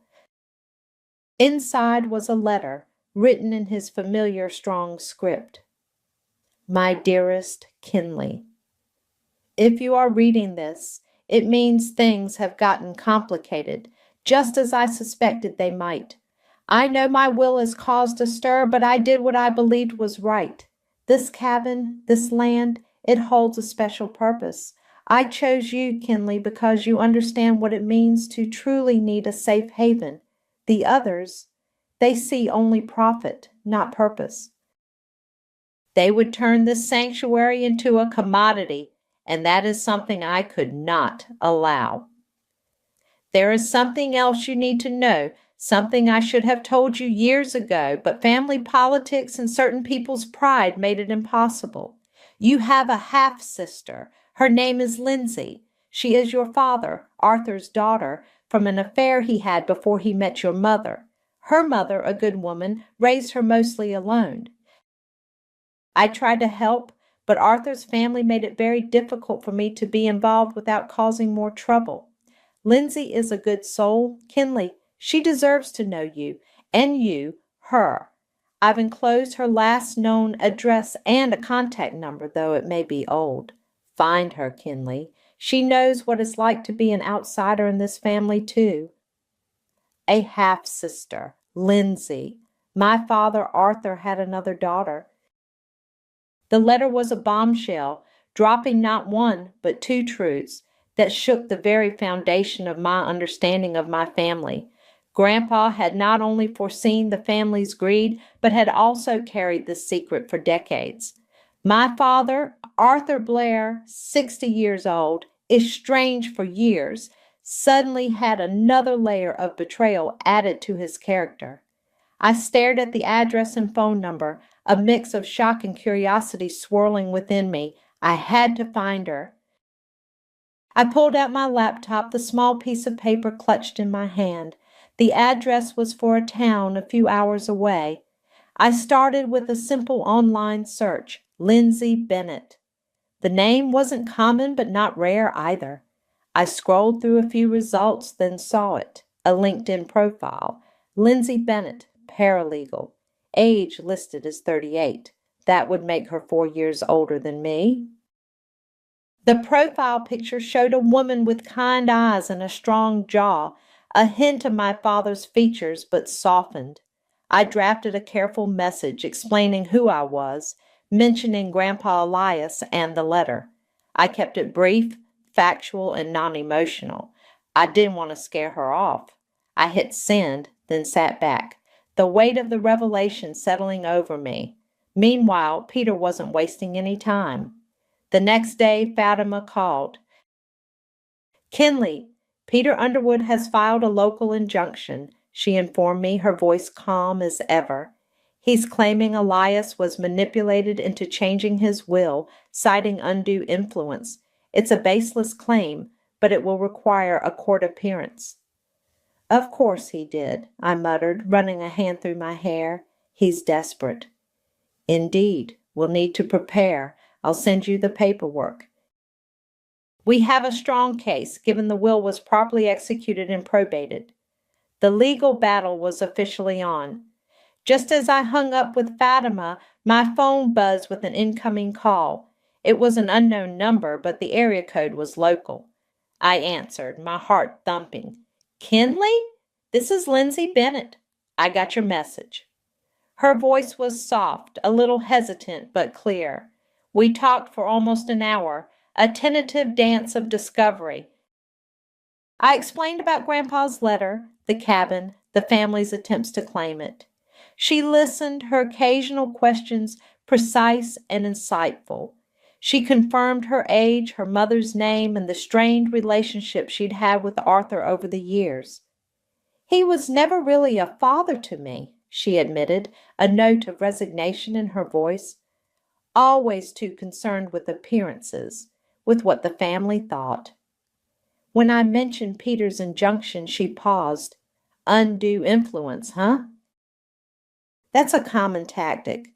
Look, I'm a paralegal. I've seen this kind of thing. If you need any help prepping documents, organizing evidence, or just understanding the legal jargon, I'd be happy to. I've been burnt by that side of the family too, you know." Her offer was a lifeline, unexpected and gratefully accepted. We agreed to meet in person the following week. It felt like a small, unexpected victory in the midst of the escalating conflict. That evening, after a long day of clearing out more family junk and trying to make sense of the chaos, I decided to tackle the old shed. Grandpa had kept all his tools there, and I wanted to see what was salvageable for the retreat. I'd spent the afternoon sketching out ideas for the women's healing space, imagining quiet rooms, a communal kitchen, a peaceful art studio. I even thought about painting a mural on the side of the shed, a tribute to Grandma who had loved flowers and birds. I walked back to the cabin, tired but satisfied. The air was cool, the stars beginning to prick through the twilight. As I approached the front door, I stopped dead. The front door, which I had locked securely, was ajar. A cold dread washed over me. I pushed it open slowly, my heart pounding. The cabin was dark, silent, but something was wrong. I flicked on the lights. My gaze immediately went to the wall where I had planned to paint the mural. It was a large, blank space waiting for life. But it wasn't blank anymore. Someone had already been there. Scratched crudely into the plaster, deep and angry, were 3 words. "Blood doesn't make family." The words scratched into the wall. "Blood doesn't make family." Hit me harder than any physical blow. It was a direct response to the will, to my claim, and to the very idea of belonging, and it was a clear escalation. My first thought, again, was Peter. He was the one who felt most entitled, most threatened by my presence. I called the sheriff's department immediately, my voice steady despite the tremor in my hands. They sent a deputy out, the same one who dealt with Peter and Brenda. He took photos of the vandalized wall, checked the new locks, which showed no obvious signs of forced entry, suggesting a key or a skilled break-in, and then asked about any surveillance. I don't have any cameras yet, I admitted. I only just changed the locks. He nodded. We'll keep an eye out. Do you have any suspicions? I hesitated, then said, My cousin, Peter Underwood, has been very vocal about his displeasure. He's also filed an injunction contesting the will. I didn't mention the anonymous note from the windshield. Not yet. I wanted concrete evidence. The deputy left, and I felt a cold knot of fear settle in my stomach. This wasn't just about property anymore. It was personal. The next morning, I called a security company. Within 24 hours, surveillance cameras were installed around the cabin's perimeter, motion activated and linked to my phone. It was an expense I hadn't planned for, but a necessary one. 2 days later, the camera notification pinged on my phone. Motion detected at the front door. I opened the app, my heart pounding. The footage was grainy but clear enough. 2 figures shrouded in hoodies approaching the cabin. One was definitely Peter. His gait, his build, the way he gestured, it was unmistakable. The other, a taller, leaner male, was unknown to me. They jimmied the lock not with force, but with a tool, and slipped inside. The timestamp matched the vandalism. Bingo. I sent the footage straight to Fatima. Her response was swift. This is excellent, Kinley. We can file criminal charges for breaking and entering and vandalism.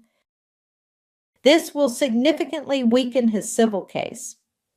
Within another 24 hours, criminal charges were filed against Peter Underwood and John Doe. The news spread through the small town like wildfire. The family group chat, which had quieted slightly, exploded again. This time the comments were less about me being greedy and more about Peter's blatant criminality. Cousin Michael, Peter broke in? Seriously? Aunt Carol, this is getting out of hand. Uncle Mark, vandalism? That's a new low. Then a call from Aunt Raquel. Her voice was tight, strained. Kinley, you can't do this. You can't press charges against Peter. He's my son. He made a mistake. He's young. It'll ruin his career. He broke into my home, Raquel, I said, my voice flat. He vandalized my property. This isn't a mistake. It's a crime. Please, Kinley, for the family, just drop the charges. He'll apologize. He'll pay for the damage. She was pleading, something I'd never heard from her before. No, I said without hesitation. There are consequences for actions, Raquel. Peter needs to learn that. I hung up, feeling a strange mix of sadness and resolve. She was his mother. Of course she'd protect him. But I had to protect myself and this cabin. The next day, Taya showed up at the cabin, unannounced. She pulled up in her gleaming SUV, looking furious. She strode up to the porch, her designer handbag clutched in her hand. Kinley, we need to talk, she demanded, her voice tight with suppressed rage. I think we've said all there is to say, Taya, I replied, leaning against the doorframe, arms crossed. No, we haven't. This is ridiculous. You're ruining everything. The family is divided. Peter's career is on the line, all over this stupid cabin. She gestured wildly at the house. Look, I'm willing to be reasonable. We'll buy you out. Name your price. $450,000. Cash.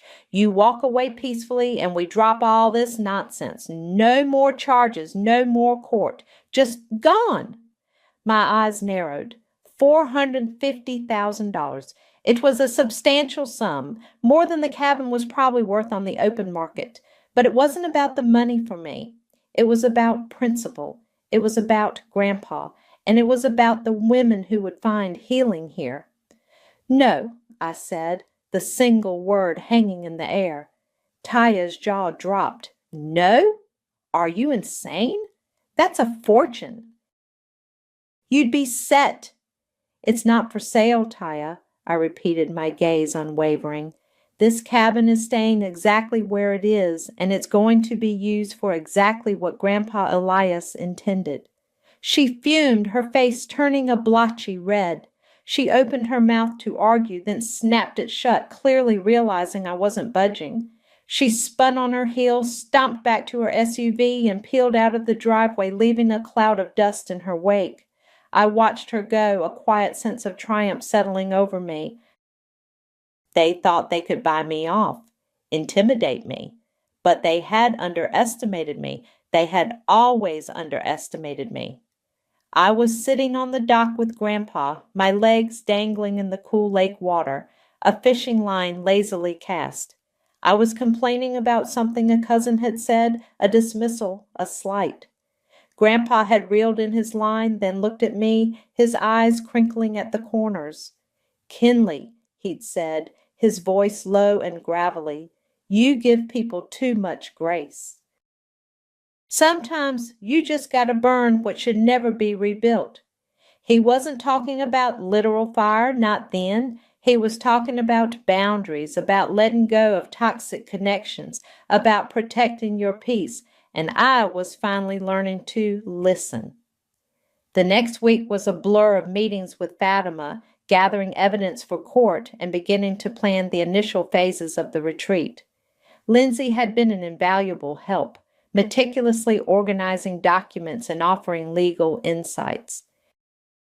She was sharp, empathetic, and surprisingly similar to me in her quiet determination.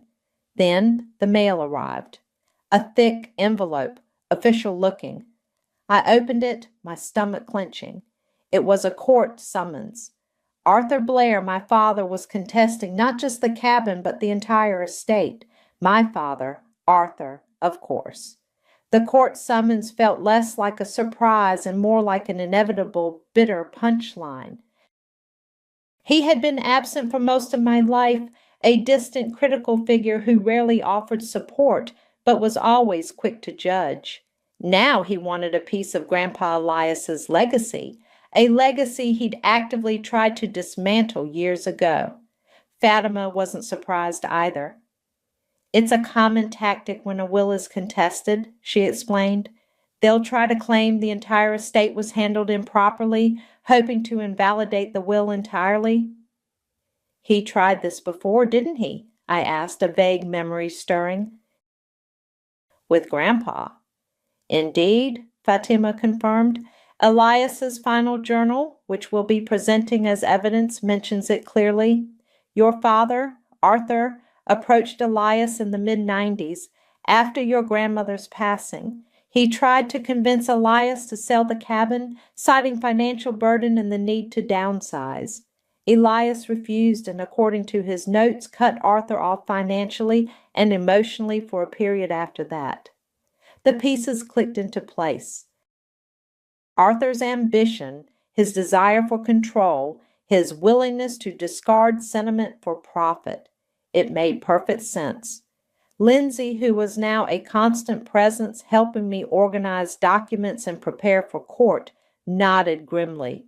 He was always like that. My mother told me he tried to get her to sell her small house too, back when I was little.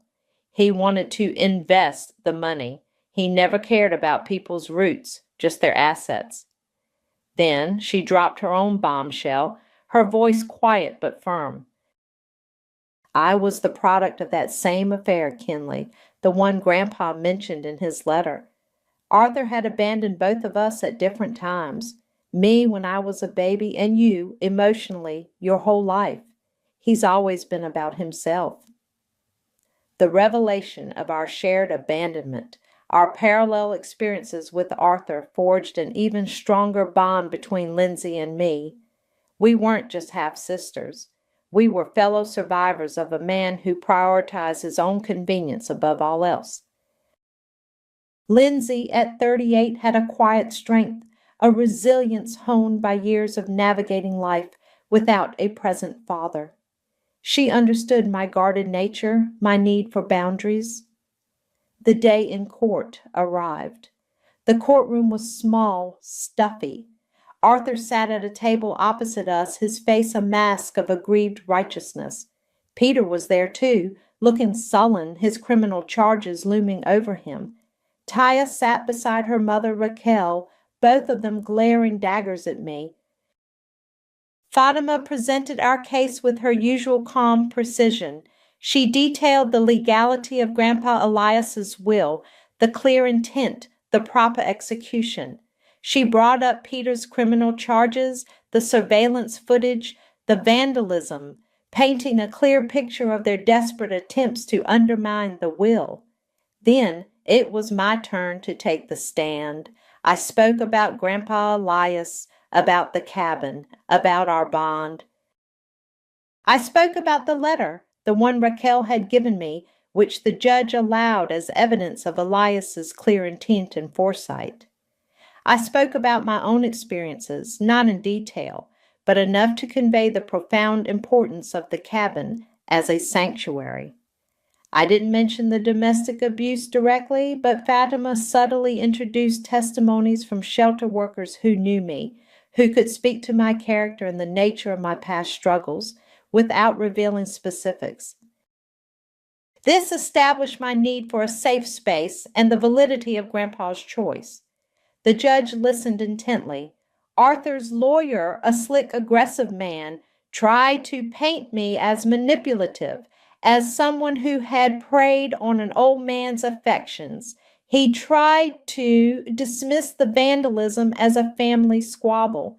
But the evidence, the journal entries, the surveillance footage, and the consistent narrative of Elias's clear intent were too strong.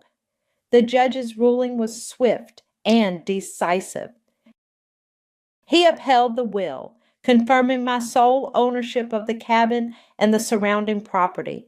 Peter was reprimanded for his false claims, and his ongoing criminal charges were noted as a factor in his lack of credibility. Arthur's attempt to contest the entire estate was dismissed. Justice, for once, felt swift and satisfying. As we walked out of the courtroom, Lindsay squeezed my arm. "We did it, Kinley." I nodded, a small smile touching my lips. We did. The victory felt good, but it was short-lived. The family, or at least Taya and Raquel's faction, seemed to view the court ruling as a temporary setback, not a definitive end. They announced a family bonfire, rebranded as a reunion, for the following Saturday, held at a distant cousin's property about a mile from my cabin. It was a clear act of defiance, a way to show solidarity against me. I stayed at the cabin, avoiding the drama. Lindsay had gone back to her place, but we planned to meet up again soon. The evening was cool, the air still. I was sitting on the porch enjoying the quiet when I saw it. A faint glow in the distance, then a flicker, smoke. It was coming from the direction of my cabin shed. My heart leaped into my throat. I ran, adrenaline pumping, towards the back of the property, the shed where Grandpa had kept his tools, where I had just changed the locks, was engulfed in flames, small but growing. The heat was intense, the crackling sound terrifying, and then, as I watched in horror, a nearby clump of cedar trees, dry from the summer, caught fire, sparks flying dangerously close to the main cabin. I grabbed the garden hose, my hands shaking, and aimed it at the spreading flames, screaming for help, hoping someone at the bonfire would hear me. Sirens wailed in the distance, thankfully. Just as the first fire truck pulled up, lights flashing, I saw him, Peter. Standing at the edge of the woods, watching the flames, a dark silhouette against the orange glow. He turned, saw me, and for a split second his face was illuminated by the firelight, a look of wild, desperate satisfaction. Then the police were on him. He didn't even try to run. He was arrested at the scene, the smell of smoke and gasoline heavy in the air. The fire was small, contained mostly to the shed, but the smell of smoke lingered for days, clinging to everything. The cedar trees had been scorched, a stark reminder of how close the main cabin had come to being consumed. Peter's arrest at the scene, still smelling of accelerant, had been swift and undeniable. I walked through the charred remains of the shed, the metal tools twisted into grotesque shapes, the wood reduced to black ash. It was a gut punch, a symbolic destruction of the progress I was trying to make. The tools I'd been gathering for the retreat's construction, the ones I planned to use to rebuild, were gone. The smell of burning fabric, of scorched wood, brought it all back. Not just the shed fire, but another, older fire. The night I finally escaped my ex, the smell of his clothes burning in the driveway, a desperate act of defiance, a symbolic severing of ties. The memory triggered a wave of nausea, a familiar tightness in my chest. My hands trembled, a cold sweat breaking out on my forehead. PTSD. It was always there, lurking beneath the surface, waiting for a trigger. Just as the panic threatened to overwhelm me, a hand touched my shoulder. I flinched, then relaxed as I saw Lindsay's face, her eyes filled with concern. She must have driven straight over after hearing the news. "Are you okay?" she asked, her voice soft.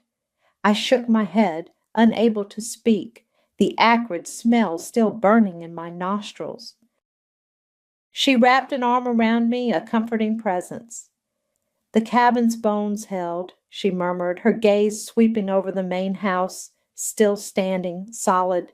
"So did yours, Kinley." Her words were a balm.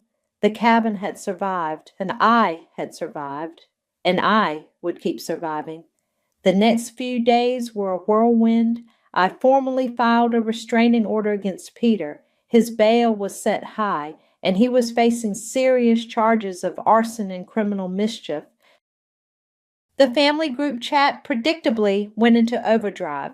Raquel was frantic, posting pleas for understanding, claiming Peter was being framed.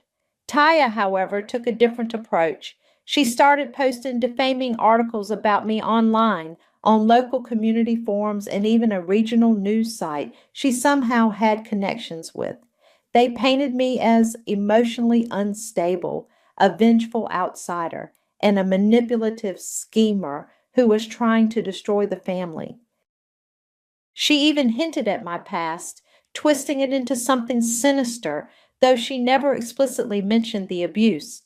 It was a desperate, ugly smear campaign. I read them, my jaw tight. For a moment, the old fear, the old shame threatened to resurface. The urge to retreat, to disappear was strong, but then I remembered Grandpa's words, "Burn what should never be rebuilt," and Lindsay's words, "The cabin's bones held, so did yours." I wouldn't let them silence me, not this time.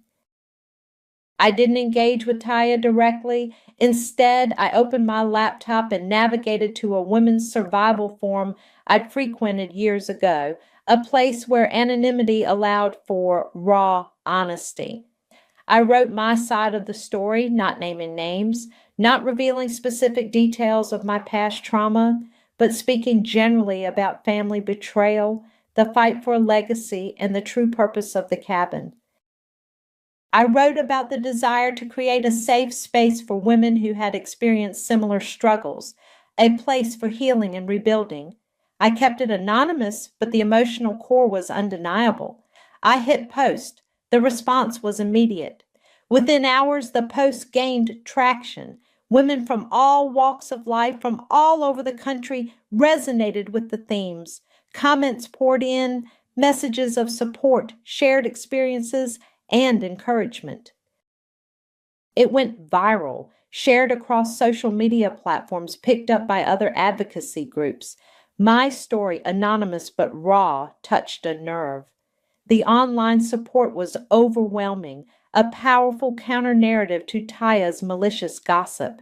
It felt like 1,000 voices rising up, pushing back against the darkness. Then, a few days later, an email landed in my inbox. It was from a prominent national nonprofit organization, one dedicated to supporting survivors of trauma. They had seen my anonymous post. Dear Ms. Blair, the email began, we were deeply moved by your story and your vision for the cabin. Your commitment to creating a safe, trauma-informed space for women aligns perfectly with our mission. We would like to discuss a potential grant to help you construct your retreat. Please contact us at your earliest convenience. I stared at the screen, tears blurring my vision. A grant, a prominent nonprofit. It wasn't just validation, it was a lifeline, a tangible step towards making the retreat a reality. It was a high point, a moment of pure, unadulterated hope. The universe, it seemed, was finally on my side. The grant from the nonprofit was everything. It wasn't just money, it was validation, a powerful endorsement that silenced the last whispers of doubt. With Fatima's guidance on legalities and Lindsay's meticulous help with paperwork, the process moved quickly. We hired local contractors, people who understood the mountain and its spirit, and who were genuinely moved by the vision for the cabin. The shed, though a painful memory, was rebuilt, stronger than before. The vandalized wall in the cabin was repaired and painted a soothing sage green. We added a new wing, carefully designed to blend with the existing structure, creating private rooms, a communal kitchen, and a spacious art studio where the old easel now stood proudly. The property was fenced, a sturdy, beautiful wooden gate installed at the entrance emblazoned with a simple, elegant sign, Stillwater. The retreat opened quietly, almost 6 months after Peter's arrest. He was still awaiting trial, his real estate career in tatters. Taya's online smear campaign had fizzled out, drowned by the positive press surrounding the nonprofit's involvement and the growing support for Stillwater. The family group chat was dead, a silent testament to the walls I had built. The first women arrived, hesitant at first, then finding solace in the quiet beauty of the mountains, the gentle rhythm of the cabin. It was peaceful, beautiful, and solemn, exactly as Grandpa Elias had envisioned. I watched them, these brave women, beginning their own healing journeys and felt a profound sense of purpose. This wasn't just a house, it was a living, breathing sanctuary. One afternoon, as I was walking the perimeter, checking on a new garden plot, I saw a familiar car parked just outside the new gate. Taya's gleaming SUV. She and Raquel were inside, sitting in the car staring at Stillwater. They didn't get out. They didn't try to come in. They just sat there for a long time, two figures in a silent tableau of resentment and exclusion. Eventually, they drove away. They weren't let in. They never would be. I rebuilt, not for revenge, but because I could. Because Grandpa Elias had given me the means and the strength to do something good. The cabin, once a symbol of betrayal and conflict, was now a beacon of healing and empowerment. Lindsay had become a permanent part of my life. She often came up on weekends helping with the retreat, offering her paralegal skills, but mostly just being family. The kind of family I chose, the kind that showed up, that understood, that built instead of tore down. We were sisters, bound not by a shared absent father, but by a shared history and a shared future. One crisp autumn morning, Fatima Spencer arrived at Stillwater, a final envelope in her hand. "Good news, Kinley," she said, a rare smile gracing her lips. "The last of Elias's estate is settled. These are the final tax waivers. You officially own the cabin and all surrounding 10 acres, free and clear. No more legal challenges. It's all yours." I took the papers, the weight of them feeling lighter than I expected. It was done. The battle was over. The cabin was mine irrevocably, legally, and spiritually. They thought I came for vengeance. I came home, and I'm not leaving. The black lace dress felt like a shroud, heavy and suffocating. It wasn't just the fabric, it was the weight of everything. My mother, Carla Ford, was gone, unexpectedly. And here I was, Tiffany, 27 years old, standing in the sterile quiet of the funeral home, trying to make sense of a world without her. My eyes burned from lack of sleep, but there was no time for tears. Someone had to handle the details. Someone had to be the adult. That someone, as always, was me. Before we dive deeper, drop your city or country below. I love seeing my worldwide audience. Grandma Ellie, at 71, looked impossibly frail in her own dark dress. She leaned heavily on my arm, her steps shuffling, each one a testament to the grief that had aged her decades in a month.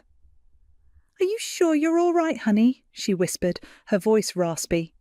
"I'm fine, Grandma," I lied, squeezing her hand. "Just tired." I'd been running on fumes for weeks, ever since Mum collapsed. As a nurse's aide, I was used to long hours and difficult situations, but nothing prepared me for this. I'd arranged the flowers, picked out the casket, finalised the eulogy. All the things my older sister Presley was supposed to help with. But Presley, 31 and perpetually self-absorbed, was nowhere to be found. Not that I was surprised. She'd been the golden child, always floating in and out of our lives, leaving a trail of promises and broken expectations. "Ms. Ford?" The funeral director, a kind-faced woman named Brenda, approached me, her expression apologetic. "I'm so sorry to bother you, especially today, but we still haven't received the life insurance payout, the $75,000 policy. I tried calling the company, but they said it was already disbursed." My stomach dropped. Disbursed? That money was for Mum's funeral, her outstanding medical bills. It was supposed to be there.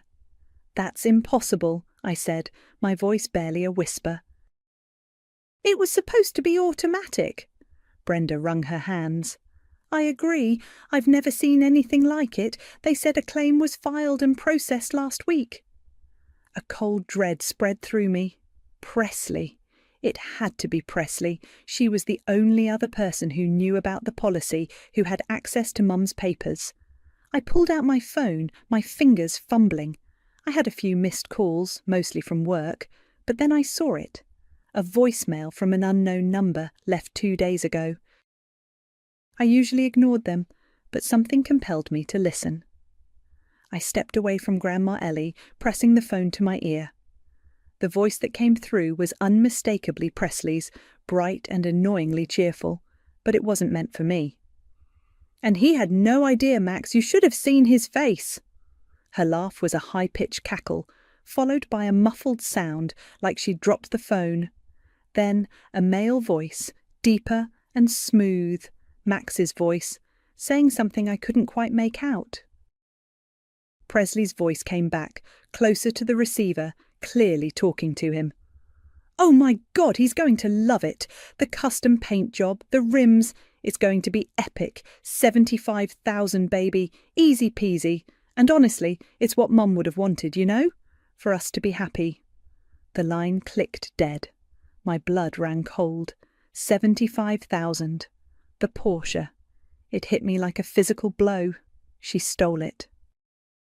My sister, Presley, stole our mother's funeral money to buy her self-absorbed boyfriend, Maximilian Gibson, a flashy car. The last line echoed in my head. It's what Mum would have wanted. My mother, who worked 2 jobs her entire life, who saved every penny, who worried about leaving me with debt. Fury, hot and blinding, surged through me, eclipsing the grief. It wasn't just about the money. It was the ultimate betrayal, a desecration of Mum's memory. I stood there, shaking, the phone still clutched in my hand. Brenda approached again, looking concerned. "Miss Ford, is everything all right?" "No," I said, my voice flat. "Nothing is all right." The funeral service was set to begin in minutes. I walked back to Grandma Ellie, my legs stiff, my mind reeling. The chapel slowly filled with distant relatives and Mum's old friends. The air was thick with hushed whispers and the scent of lilies. Then the doors swung open, every head turned. Presley, of course, was late. She glided in, wearing a designer dress that probably cost more than my rent, her blonde hair perfectly coiffed. She had that practiced, mournful expression on her face, the one she used for every public appearance. She scanned the room, a faint, self-satisfied smile playing on her lips.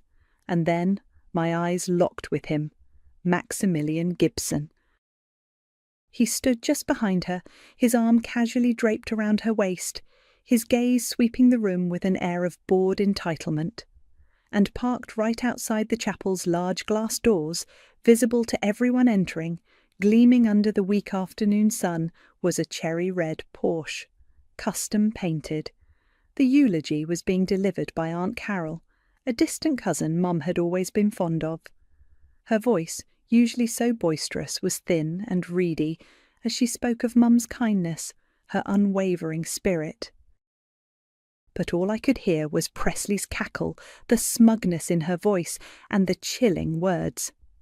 "It's what Mum would have wanted." My eyes kept darting to Presley, who sat in the front row, looking like a grieving angel. Max was beside her, his arm still possessively around her, occasionally glancing at the red Porsche outside as if admiring his new toy. The audacity of it! They were mocking Mum's memory, mocking me, right here, right now. Aunt Carol's voice faded into a blur. My hands, which had been clutching the programme, began to shake. A lifetime of being dismissed, of being the invisible sister, the one who cleaned up Presley's messes, flashed before my eyes. The fury that had been simmering since the voicemail boiled over. I couldn't sit there anymore. I couldn't pretend. I stood up, my chair scraping loudly against the polished floor. Every head in the chapel turned. Grandma Ellie gasped, her hand flying to her mouth. "Tiffany, no!" she whispered, but I was already moving. I walked down the aisle, my legs stiff, my gaze locked on Presley.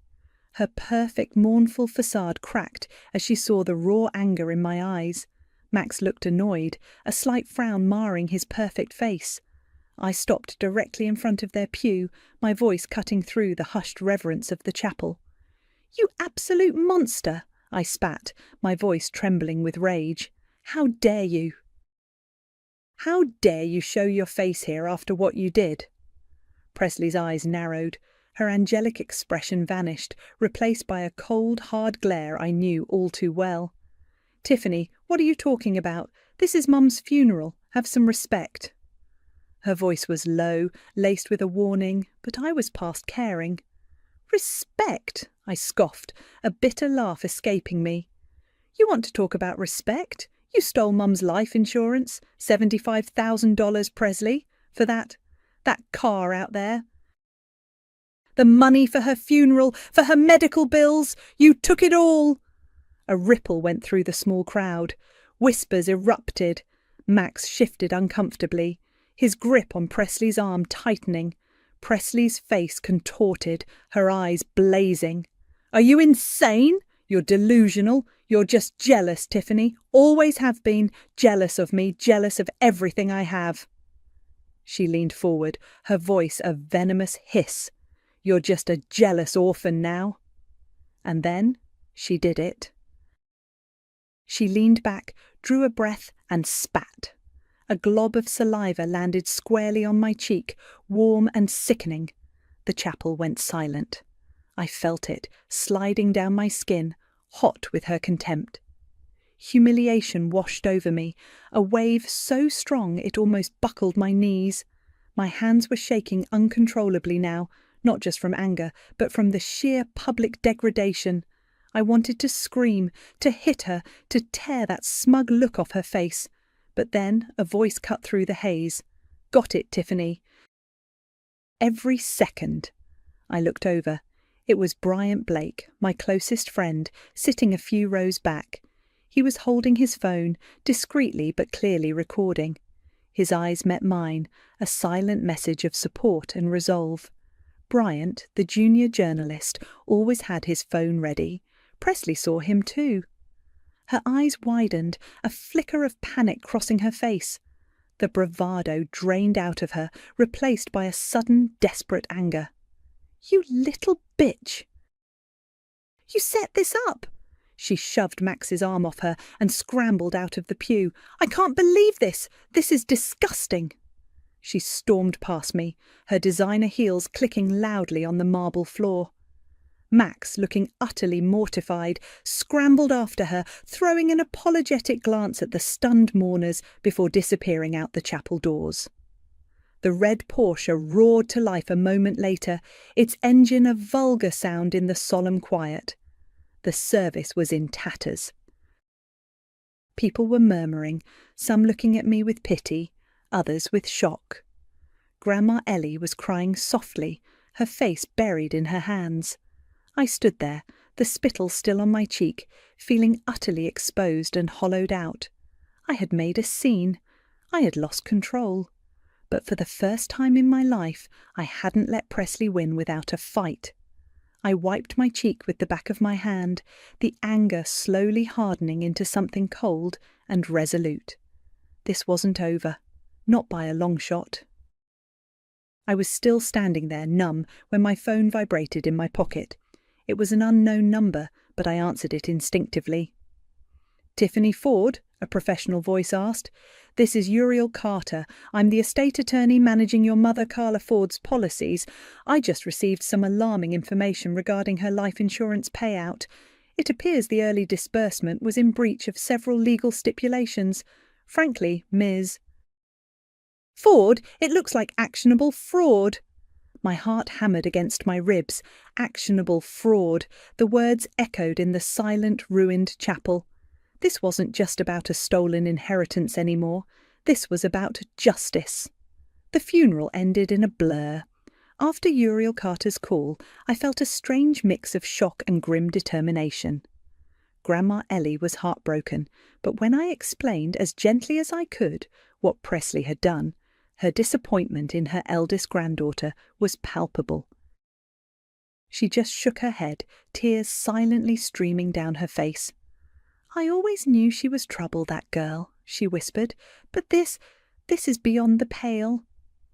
Bryant stayed with me, helping me usher Grandma Ellie home. He didn't say much about the video, just gave my shoulder a reassuring squeeze. "You did good, Tiffany," he said quietly as he left. "You stood up for yourself and for your mum."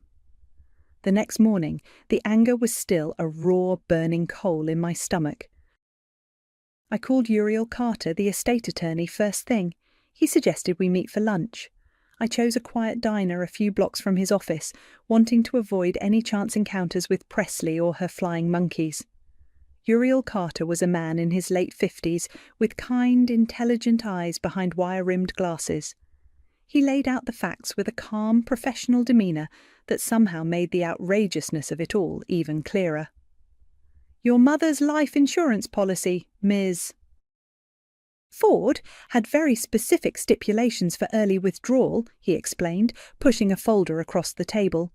"It required dual signatures from both beneficiaries, you and your sister, as well as documented proof of your mother's terminal illness or extreme financial hardship, signed off by her primary care physician. None of that was submitted." My blood ran cold. Then how? Presley Ford submitted a request for early disbursement, claiming to be the sole beneficiary and presenting what appears to be forged documentation, Uriel said, tapping a finger on a document. "A forged signature from your mother and a falsified doctor's note. The insurance company's internal controls should have caught it, but it seems a new, less experienced clerk processed it quickly. They're conducting an internal investigation now, but their primary concern is recovering the funds." "So it's fraud," I stated, the word tasting bitter on my tongue. He nodded gravely. "Actionable fraud, yes, criminal and civil. Given the amount and the nature of the deception, the court would almost certainly rule in your favour. It would result in asset seizure to recover the funds and likely additional penalties for your sister." Asset seizure. The Porsche. A grim satisfaction settled in my chest. Presley had always been untouchable, always getting away with everything because Mom, out of some misguided sense of fairness or fear of confrontation, let her. Not anymore. "What do I need to do?" I asked, my voice steady despite the tremor in my hands under the table. Uriel looked at me, a hint of admiration in his eyes. "You'll need to hire an attorney to file formal proceedings. I can recommend a few excellent litigators who specialize in this type of case. The insurance company will cooperate fully as they want their money back." The thought of court, of lawyers, of dragging my family's dirty laundry through the legal system was terrifying. I was a nurse's aide, used to quiet shifts and helping people, not courtroom battles. But then I remembered the spittle on my face, the smug look on Presley's face, and the cherry-red Porsche mocking Mum's memory. A lifetime of injustice. This wasn't just about the money anymore. It was about principle. It was about finally making Presley face consequences. "I want to do it," I said, my voice firm. "I want to file." Uriel nodded. "Very well, I'll send you some names. Be prepared, Ms. Ford. These things can be messy." Messy was an understatement. My life had been messy since the day Presley was born. Later that afternoon, after meeting with a lawyer, Uriel recommended, and officially starting the process of filing a lawsuit, my phone buzzed. It was Bryant. "You're not going to believe this," his message read. "Check Presley's Instagram. Someone just leaked a video." My heart pounded. I opened Instagram, navigating to Presley's public profile. There it was, a short-form video, clearly taken from a private story or a group chat. It showed Max grinning behind the wheel of the cherry-red Porsche. He revved the engine, the sound loud and obnoxious. "Thanks to my ride-or-die Prez who scored me 75k easy," Max crowed, looking directly at the camera, then blew a kiss. Presley's laugh, the same cackle I'd heard on the voicemail, was audible in the background. The video was short, maybe 10 seconds, but it was damning. It was proof. My hands clenched around my phone. Presley had just handed me another weapon. She thought she was untouchable. She was about to learn just how wrong she was.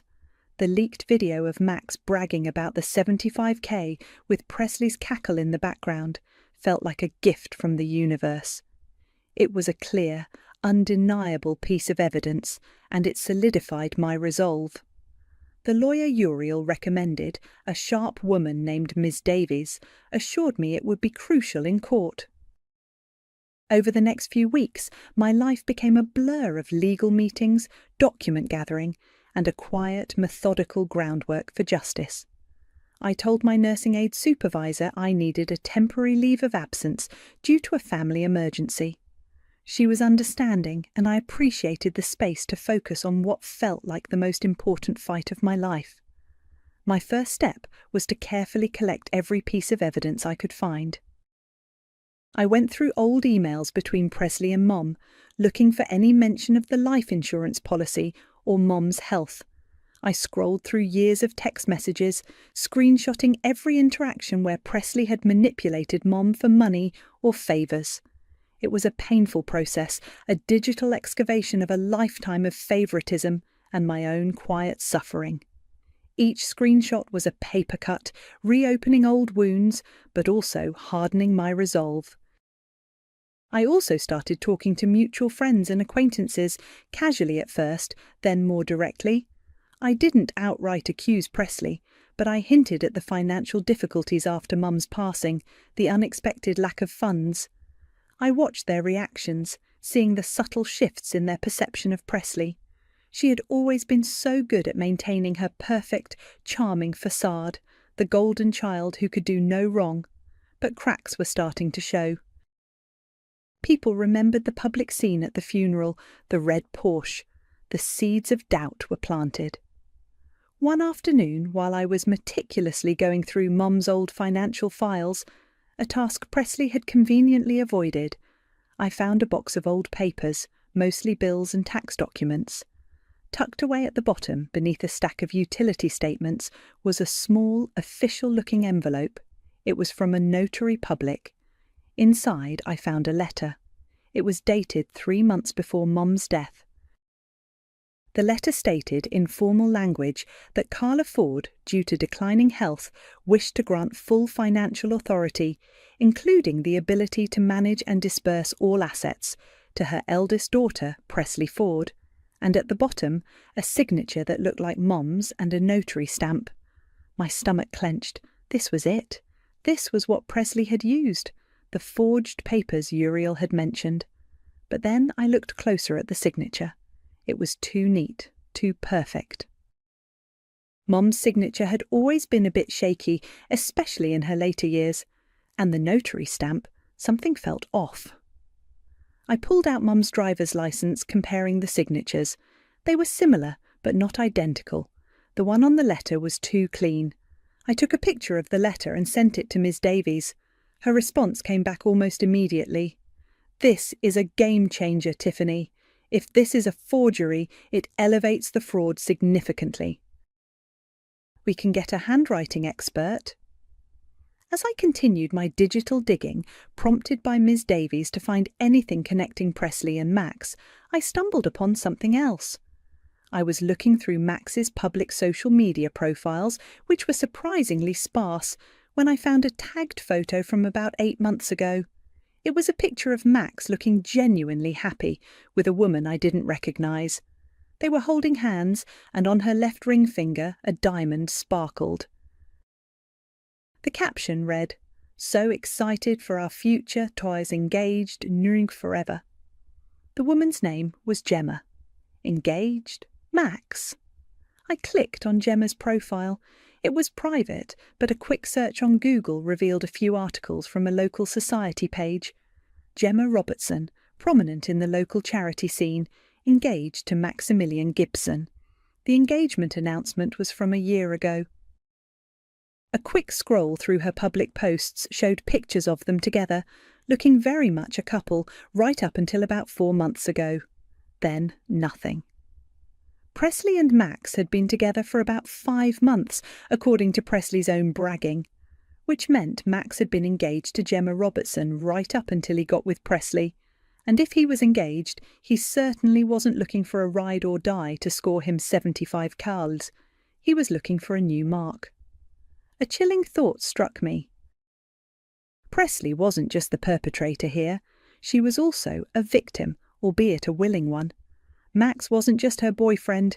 He was using her, just like he'd used Gemma, and probably others before that. He saw Presley as a means to an end. And Presley, desperate for validation, had fallen for it, hook, line, and sinker. The stolen money, the forged documents, it was all to impress him, to keep him. This wasn't just about getting justice for Mom anymore.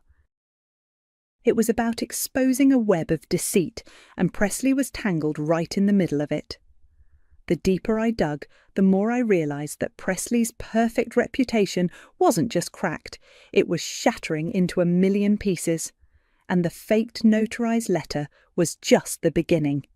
The lawsuit was officially filed. The papers had been served to Presley's apartment a few days ago, and I knew it was only a matter of time before she reacted. The silence from her was unnerving, like the calm before a storm.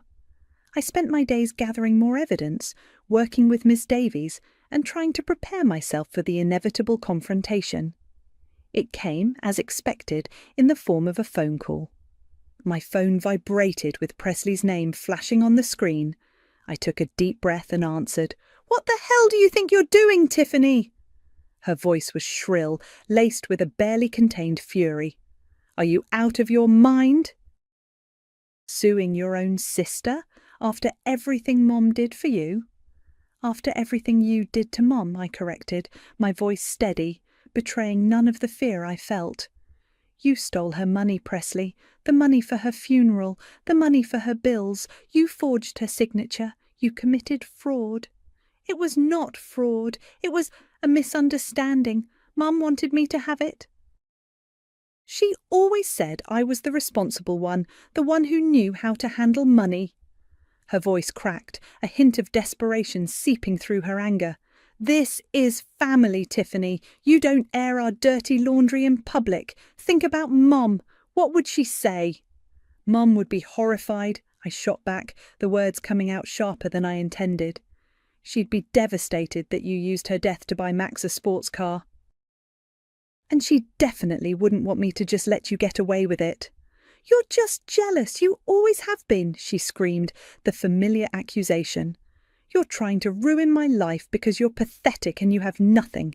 Max and I are happy. We're building a life. Don't you dare mess this up for me. You messed it up yourself, Presley, I said, my voice cold. The papers have been filed. It's out of my hands now. She hung up on me, the click of the line jarring. I stood there, my hand still gripping the phone, my heart pounding. She was frantic. Good. A few hours later, I heard a loud pounding on my apartment door. I knew it was her. I hesitated, then opened it a crack. Presley stood there, dishevelled, her eyes red-rimmed and bloodshot. She reeked of alcohol. "Let me in, Tiffany," she slurred, pushing against the door. I reluctantly stepped back, letting her stumble inside. She glared at me, her face contorted with rage and something else. Fear. "You think you're so smart, don't you?" she spat, swaying slightly. "You think you're going to win this? You have no idea who you're messing with." "I know exactly who I'm messing with, Presley," I replied, crossing my arms. "I've been messing with you my entire life, but this time I'm not letting you win." She laughed, a harsh, bitter sound. "Win what? Mum always loved me more. She always chose me. Even when she was sick, she chose me." Her voice rose to a scream. "She was going to give you medical power of attorney, you know. But then she changed her mind. She felt guilty. She knew I deserved it more. She knew I was the strong one." My breath hitched. Medical power of attorney. Mum had considered me, and then changed her mind because of Presley. A wave of profound sadness and betrayal washed over me, deeper than the anger. All those years I'd tried so hard to be the good daughter, the reliable one, the one who was always there. And Mom, out of guilt, had still chosen Presley. It was a wound I hadn't known existed, and now it was ripped wide open. "Get out, Presley," I said, my voice barely a whisper, the pain in my chest almost unbearable. "You'll regret this, Tiffany. You'll regret everything," she shrieked, then stumbled out of my apartment, slamming the door behind her. I sank onto my couch, the words echoing in my head. She changed her mind out of guilt toward Presley. It was a cruel, final twist of the knife. All this time I thought Mum's favouritism was just a blind spot, but it was an active choice fuelled by Presley's manipulation. I broke down, the tears I'd held back for weeks finally coming, hot and stinging. Not just for Mum, but for the little girl I'd been, always trying to earn a love that was already given freely to someone else, someone who didn't deserve it. I must have cried for an hour until I was utterly drained. When I finally looked at my phone, there were 3 missed calls from Bryant, then a text. "Dude, you gotta see this. Check the news and your driveway." Confused, I walked to my window, which overlooked the street below, and there it was. Not in my driveway, but a few houses down, parked on the street in front of Presley's apartment building, the cherry red Porsche. But it wasn't alone. 2 men in uniforms were attaching a tow hook to its front bumper, a repo team. As I watched, stunned, I saw Max emerge from Presley's building, a duffel bag slung over his shoulder. He looked furious, shouting at the repo men, but they ignored him. He didn't even glance at the Porsche as it was hoisted onto the tow truck. He just got into a beat-up taxi that had pulled up, slammed the door and sped away without a backward glance at Presley's apartment or the car he'd so recently bragged about. The bank had frozen Presley's assets. The Porsche was gone. And Max was gone too, just like that. He'd cut his losses and run. The silence in my apartment, after the chaos of Presley's visit, felt deafening. But this time it was a silence of grim satisfaction. The first domino had fallen. The next morning, after the Porsche was repossessed and Max had vanished, I woke up with a strange sense of calm. The tears from the night before had purged some of the old pain, leaving behind a cold, hard resolve. Presley's drunken confession about Mom changing the medical power of attorney stung, but it also clarified so much. It wasn't just about the money, it was about the years of being second best, of being overlooked. I called Bryant. "Hey," I said, my voice hoarse from crying. "Remember that video you took at the funeral?" "Yeah," he said, his voice instantly alert. "You ready to use it?" "More than ready," I replied. "And I have more." Screenshots of Max bragging about the money, the forged letter, everything. Bryant, being a junior journalist with a nose for a story, was ecstatic. He understood the power of public opinion, especially in the age of social media.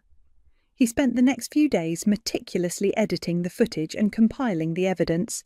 He created a short-form reel, splicing together the funeral outburst, the shot of the cherry-red Porsche, Max's smug confession, and the moment Presley spat on me. He blurred out the faces of the other mourners, but Presley's face, contorted in rage, was front and centre. The caption was simple. "Sister steals funeral money for boyfriend's sports car, spits on grieving sibling at mother's funeral. Has justice for Carliford, Doir family fraud, karma IT's red Porsche." He posted it anonymously on a burner account, then sent it to a few local news tip lines and some popular gossip pages. It went viral, fast. Within hours, the video was everywhere. The comments section exploded. People were outraged, disgusted. They recognised Presley from her social media, her carefully curated image of the successful, charitable golden child. Her friends and acquaintances, the ones I'd subtly planted seeds of doubt with, started to speak out, sharing their own stories of Presley's manipulative behaviour. Presley predictably tried to deny it. She posted a tearful video on her own Instagram, claiming I was mentally unstable, that I was fabricating everything out of jealousy. She tried to gaslight the entire internet, just like she gaslighted me and Mom for years, but the paper evidence was piling up. Someone, I still don't know who, anonymously leaked the forged notarized letter to a local news outlet. The same letter I'd found in Mum's files. A handwriting expert confirmed Mum's signature was indeed a forgery. The news outlet ran a story, complete with images of the letter and the video. The narrative shifted from a family dispute to outright criminal fraud. Presley became a pariah. Her carefully constructed world crumbled. Her social media was flooded with hate comments. Friends unfollowed her. Her name was dragged through the mud. It was brutal, public, and utterly satisfying. I was watching the news coverage one evening, a grim smile on my face, when my phone rang. It was an unknown number. I almost didn't answer, but something made me. "Is this Tiffany Ford?" a woman's voice asked, hesitant but firm. "Yes, it is," I replied, my guard up. "My name is Gemma Robertson," she said. "I saw the news about Presley and Max. I think we need to talk." Gemma Robertson, Max's former fiancée, the woman with the diamond ring. My heart pounded. "What about?" I asked, trying to keep my voice neutral. "Max," she said, her voice laced with a cold fury that mirrored my own. He did something similar to me. Not life insurance, but he convinced me to invest a large sum of my inheritance in a fake business venture. He drained my accounts, then disappeared. I tried to sue him, but he vanished. I have proof, years of it, and I think Presley helped him. She knew about it. I leaned back against the wall, stunned. Max wasn't just a user, he was a professional con artist, and Presley wasn't just his latest pawn, she was complicit. She had known, she had helped him. "You want to join the lawsuit, don't you?" I asked, a new chilling realization dawning on me. "More than anything," Gemma said, her voice hardening. "I want to see him pay, and I want to see her pay for helping him. She knew exactly what he was doing. She was just too greedy, too desperate to keep him, to care who got hurt. This wasn't just about my mother's money anymore. This was bigger. Presley wasn't just a manipulative sister. She was an enabler, a partner in Max's schemes. My revenge was about to become a whole lot more comprehensive. The courtroom was a sterile, unforgiving place. It was a few months after the viral video, and the public interest in the case was still high. Local reporters filled the gallery, their cameras ready. Presley sat at the defence table, looking pale and drawn, a shadow of her former glamorous self. Her lawyer, a tired-looking man, kept whispering to her, but she barely seemed to hear him. Max, predictably, was a no-show. He'd vanished completely, leaving Presley to face the music alone. Ms. Davies, my lawyer, was formidable. She presented the evidence methodically. The forged insurance documents, the falsified doctor's note, the handwriting expert's testimony, the voicemail, Max's leaked video, and the bank statements showing the large sum transferred to Max's account. She even presented the police report from the repossession of the Porsche. Each piece of evidence was a nail in Presley's coffin. When it was Presley's turn to testify, she crumbled. She tried to maintain her victim persona, claiming I was jealous, that she was just trying to do what was best for Mom. But under Ms. Davies's relentless cross-examination, she unravelled. She contradicted herself, stammered, and eventually, in a fit of frustration, admitted to forging the documents, though she still tried to blame Max, claiming he pressured her. "Oh, you told me it was the only way to get the money quickly," she sobbed, her voice cracking. "He said Mum would want him to have it. He said it was an investment." The judge, a stern woman with no patience for theatrics, cut her off. "Miss Ford, whether Mr. Gibson pressured you or not, you admit to forging your deceased mother's signature and falsifying medical documents to illegally obtain funds. Is that correct?" Presley just nodded, defeated. The judge didn't waste any time. The ruling was swift and decisive. She found Presley liable for fraud and theft. All assets converted via the fraudulent life insurance payout were to be liquidated to repay the insurance company. This meant any remaining funds Presley had, beyond the recovered Porsche value, would be seized. On top of that, the judge ordered Presley to pay me significant emotional damages, citing the public humiliation at the funeral and the profound distress caused by the theft of my mother's funeral funds. The court finds Ms. Presley Ford acted with malicious intent and a callous disregard for her sister's grief and her mother's final wishes, the judge stated, her voice ringing through the silent courtroom.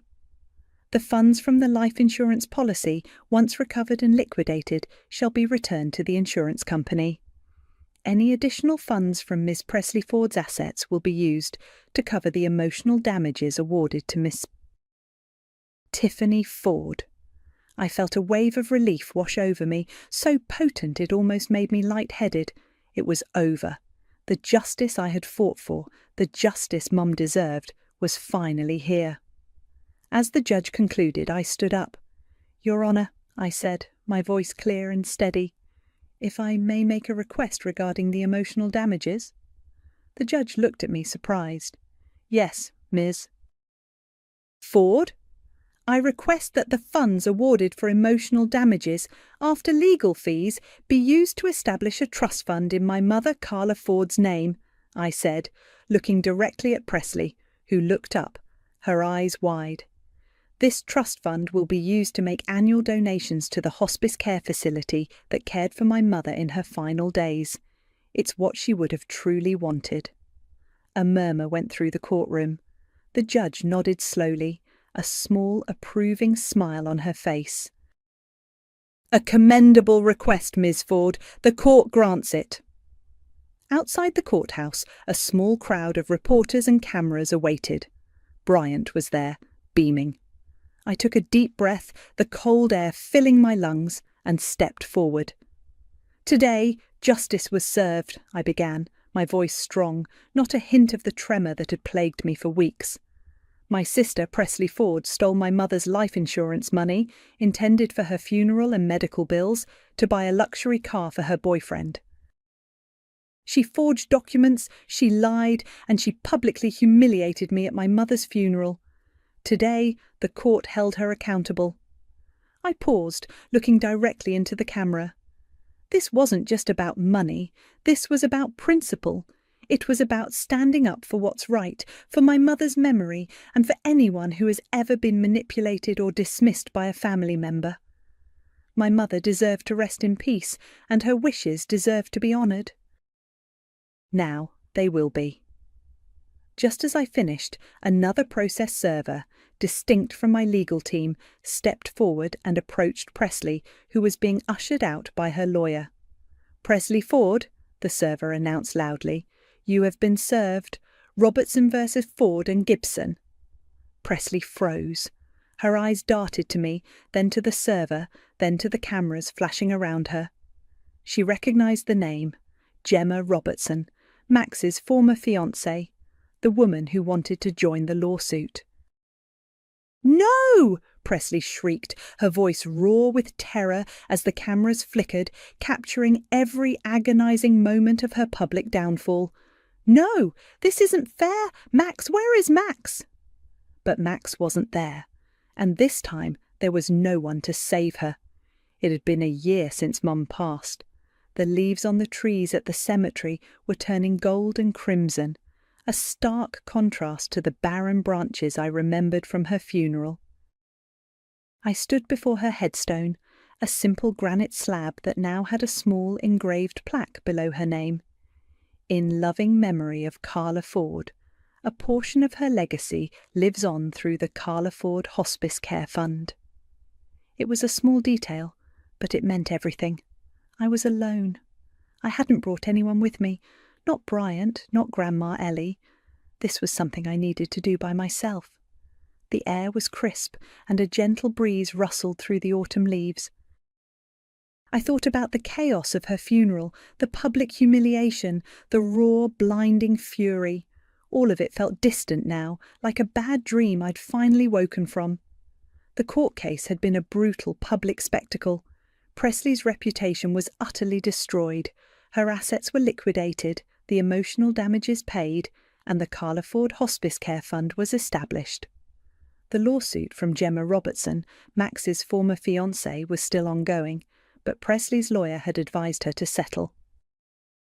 Max was still in the wind, a ghost, but Gemma was relentless. She wouldn't stop until she found him, and Presley was caught in the crossfire. After the initial media frenzy, Presley had disappeared from public view. I heard through the grapevine that she'd lost her apartment, her friends, everything. She was living with a distant aunt in another state, trying to rebuild a life that had been shattered by her own choices. I felt no pity, only a quiet, grim satisfaction. She had finally faced consequences. Grandma Ellie had moved in with me a few months after the trial. Her health hadn't improved much, and she needed more consistent care. It was a big adjustment, but it felt right. We spent our evenings together, watching old movies, and sometimes she'd tell me stories about Mum when she was young. It was healing in a way, reclaiming the good memories that Presley's actions had almost tainted. Letters started arriving at my apartment. Not just from people who had seen the news, but from strangers. People who had been manipulated by family members, who had suffered in silence, who felt seen by my story. They thanked me for standing up, for showing them that justice was possible. It was humbling, and it made me realise the impact of what I'd done. But revenge, even justified revenge, had changed me. I was stronger, yes, more resilient. I wouldn't be a doormat ever again. But I was also colder, more guarded. The vulnerability I'd once possessed, the naive belief in inherent goodness, had been burned away. I trusted fewer people, and I watched everyone with a more critical eye. The emotional spikes and betrayals had left scars, deep ones. I was no longer the quiet, easily dismissed Tiffany. I was the Tiffany who had dismantled a false kingdom. I reached down and traced the letters on Mum's plaque. "It's done, Mum," I whispered, the wind carrying my words away. You can rest now. The path to justice had been paved with pain, with public humiliation, and with the complete destruction of my relationship with my sister. But I had no regrets. I had honoured Mom, I had stood up for myself, and I had learned a brutal truth. Blood teaches you how to suffer. It teaches you to endure the pain, to absorb the betrayals, to live with the quiet ache of injustice. But karma teaches you how to strike back. It teaches you to gather your strength, to wield the truth like a weapon, and to watch as the foundations of a lie crumble. I'll never confuse the two again. The suffering was over. The striking back was done. And now all that was left was to figure out what, if anything, I wanted to rebuild. I had spent all morning making Reagan's favorite lemon ricotta pancakes for her 29th birthday. The apartment smelled like citrus and sugar, and I'd even put out the good plates, the ones I usually saved for holidays. It was almost 7 p.m., and she was already an hour late. Typical. My name's Zoe. I'm 33, and I manage a retail store. I've always been the responsible one, the one who cleans up messes, especially Reagan's. She's my younger sister, and our relationship has always been this weird dance of me trying to keep her from falling and her doing everything she could to trip herself. Before we move on, tell me where you're watching from. I love mapping my viewers. The doorbell finally rang, a weak, hesitant sound that wasn't like Reagan at all. When I opened it, she stood there, looking like a ghost.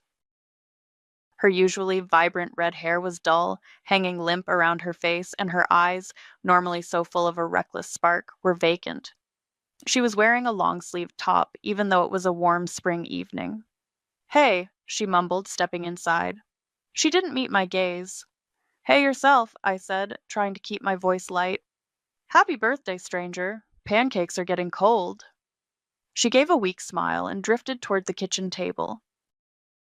As she reached for a glass of water, her sleeve rode up just an inch. That's when I saw it. A dark, ugly bruise, blooming purple and yellow just above her wrist bone. It looked like a handprint. My breath hitched. I knew. I'd seen enough bruises in my life, though never on Reagan, not like this, not from Johnny. "Reagan?" I said, my voice low. "What's that?" She snatched her hand back, pulling the sleeve down quickly. "Nothing. I bumped it." "Don't lie to me," I said, walking closer. I reached out, gently took her arm, and pushed the fabric back. The bruise was worse than I thought, angry and swollen. "Who did this?" Her eyes welled up instantly. She pulled away and stumbled into the living room, collapsing onto my old, worn couch. Her shoulders started to shake. I followed, sitting beside her, not touching her, just waiting. "It was Johnny," she choked out, her voice barely a whisper. He got angry about the kids. Zachary was crying, and he grabbed me." The words hung in the air, heavy and suffocating. Johnny Sutton, her husband. Charming to everyone else, the life of the party, but I'd always seen the glint of something else in his eyes, a possessive, controlling edge. Reagan had always dismissed my concerns, saying I was just jealous or didn't understand their love. She started to sob, a deep, racking sound that tore at me. "I don't know what to do, Zoe. I can't live like this anymore. He's different now. He's always angry." This was it. The opening. The chance I'd been waiting for, hoping for. Reagan finally admitting the truth. "You don't have to," I said, my voice firm but gentle. "You can leave. Tonight." She looked up, her face streaked with tears. "But where would I go? I have nothing. No money. He controls everything." "I have money," I told her, the words coming out before I could second-guess myself. "My emergency fund. It's not much, but it's enough to get you started. A deposit on an apartment, a few months' rent, enough to get you out." I had $4,800 saved. It was everything. Every extra shift, every skipped takeout meal, every penny I'd squirreled away for a rainy day. This felt like a hurricane. $4,800, I said, making it concrete.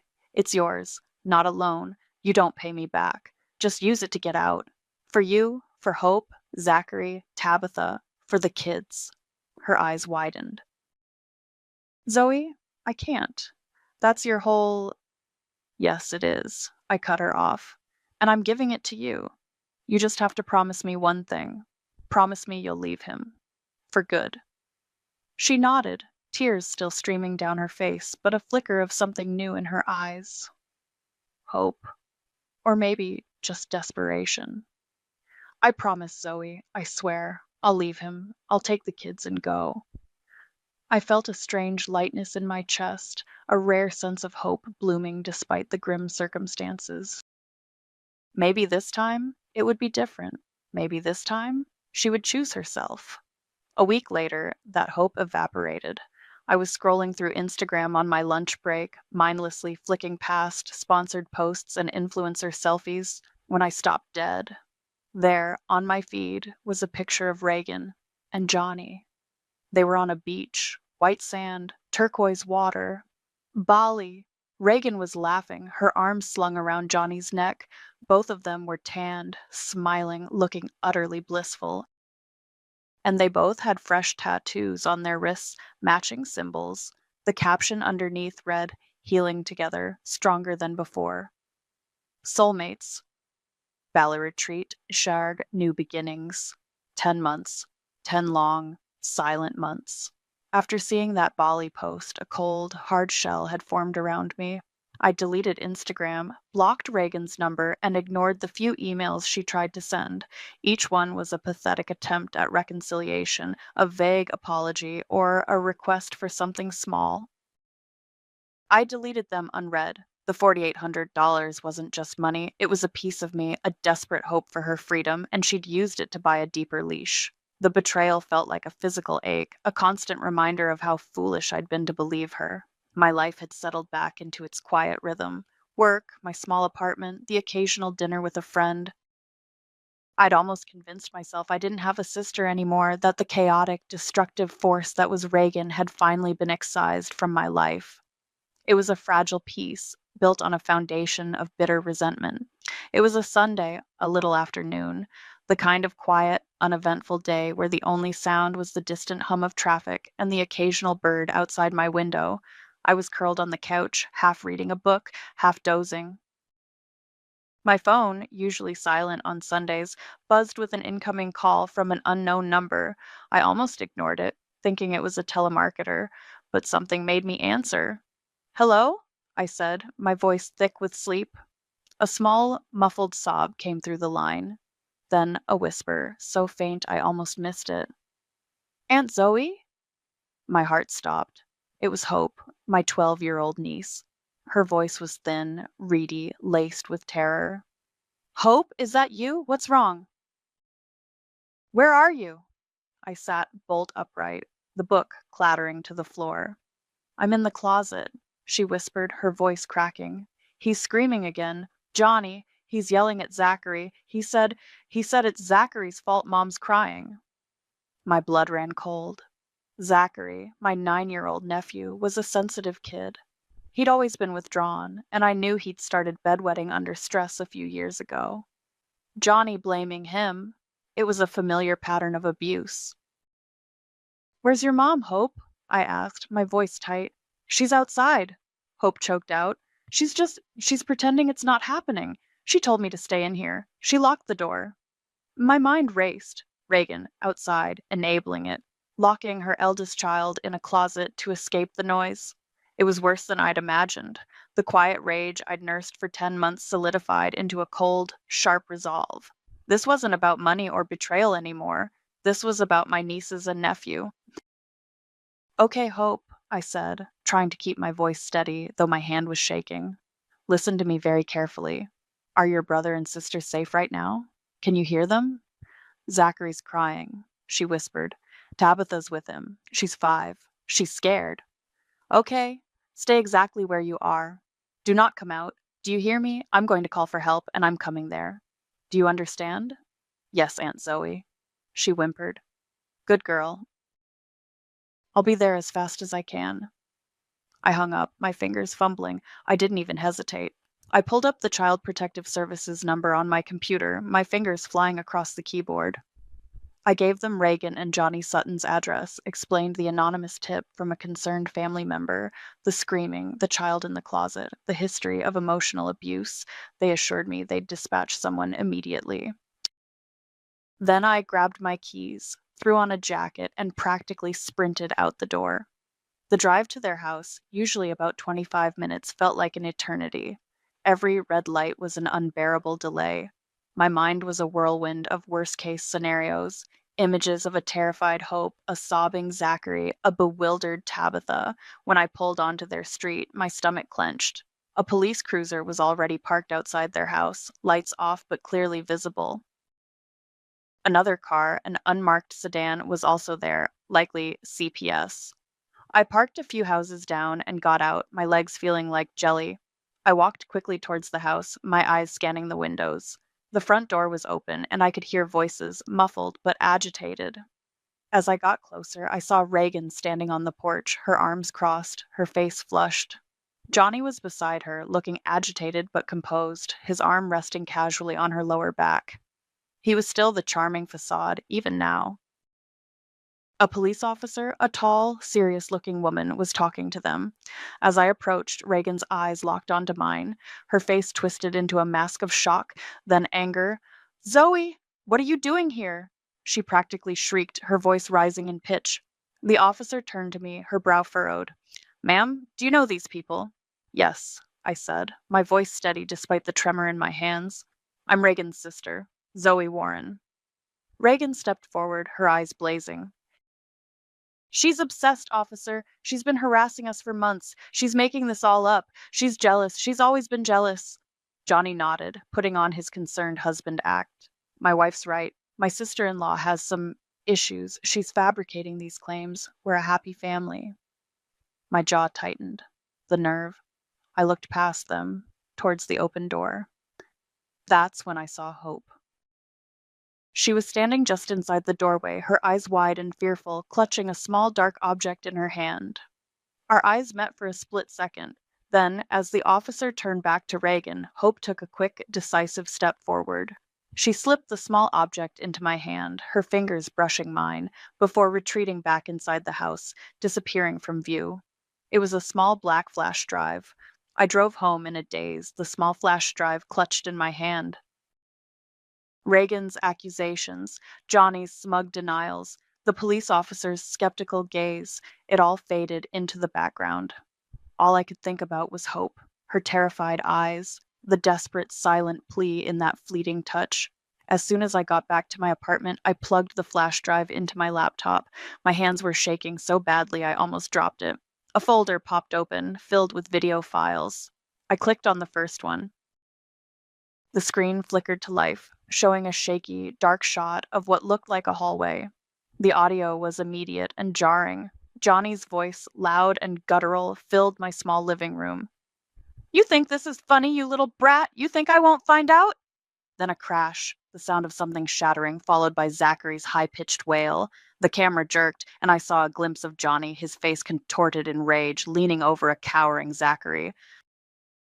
He grabbed my nephew by the collar, yanking him up. "You ruined it! You always ruin everything!" My stomach churned. I watched, horrified, as Johnny shook Zachary, who was now sobbing uncontrollably. The video cut abruptly. I clicked on the next one, my breath catching in my throat. This one was even harder to watch. It was brighter, clearly taken during the day. Reagan was in the frame, her back to the camera, yelling, "Hope, stop making things worse! You just need to be quiet!"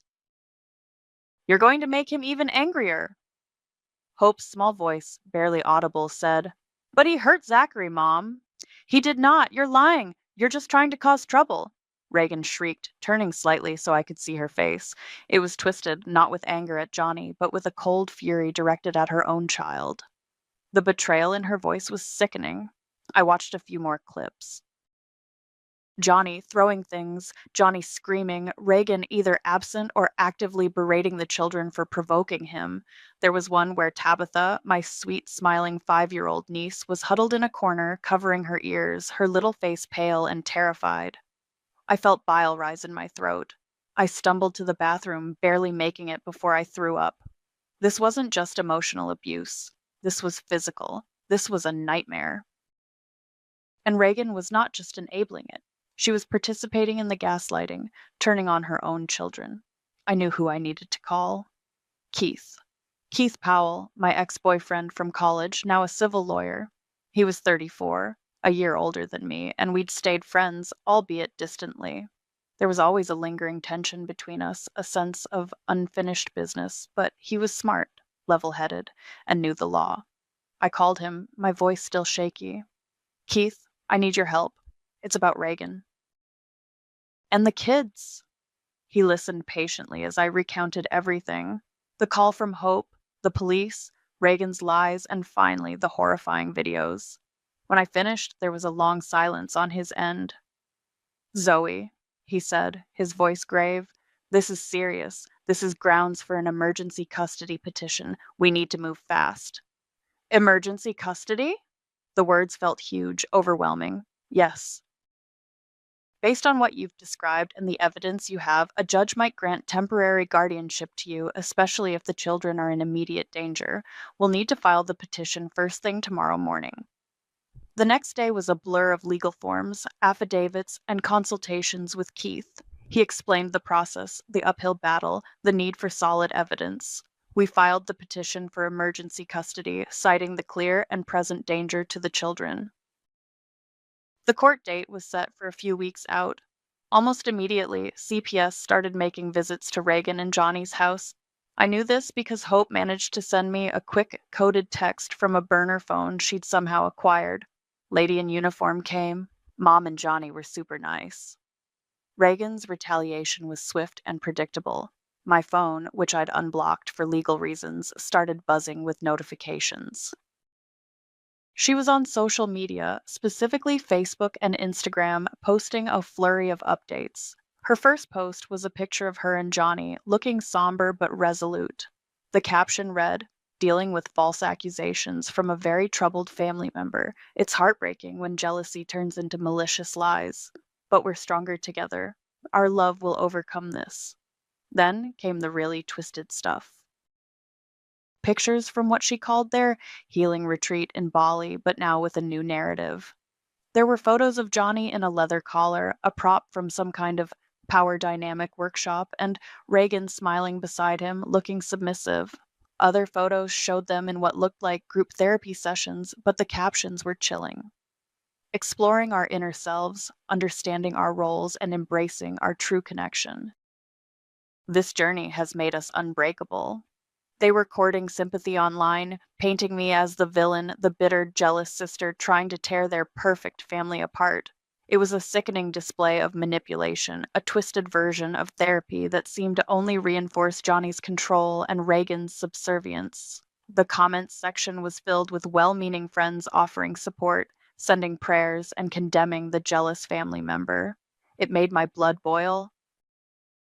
They were using their abuse as a prop, a performance for public consumption, and it was disgusting. Reagan's social media performance was a gut punch, not just because of the lies, but because it forced me to confront a past I'd spent years trying to bury.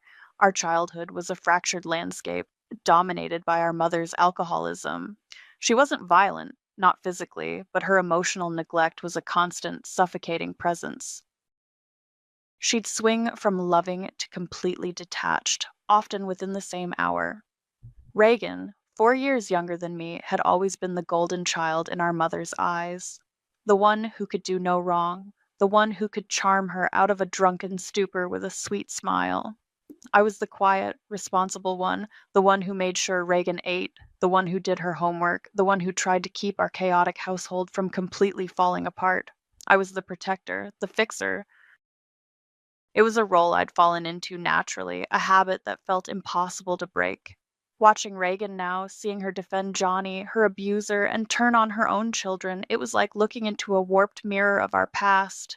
Had she learned this enabling behavior from our mother? Had she seen Mom's reliance on alcohol and simply replaced it with a reliance on Johnny, no matter how toxic? The thought chilled me to the bone. It wasn't just about Reagan being naive, it was about a deep-seated trauma that had twisted her perception of love and safety.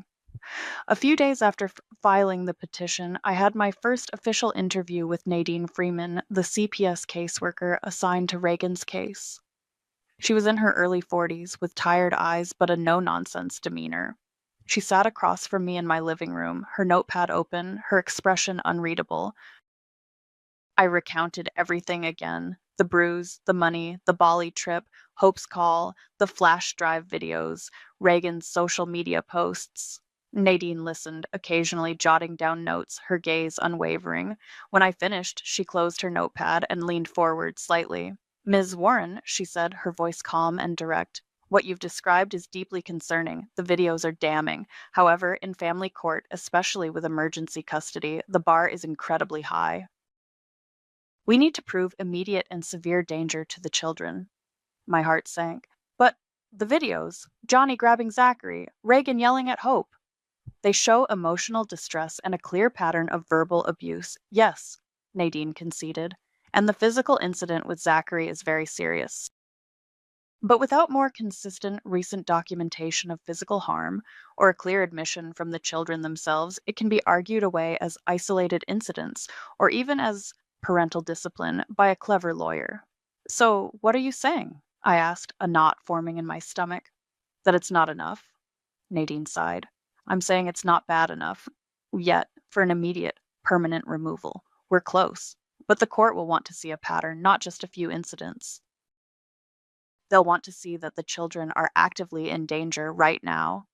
My visits to the house, as you know, are supervised. Johnny and Reagan are on their best behavior. They're playing the part of the concerned, loving parents who are being harassed by a jealous relative." She paused, looking directly at me. "You need more. Legally, we need more. Try to get the kids to document more. Discreetly. Legally."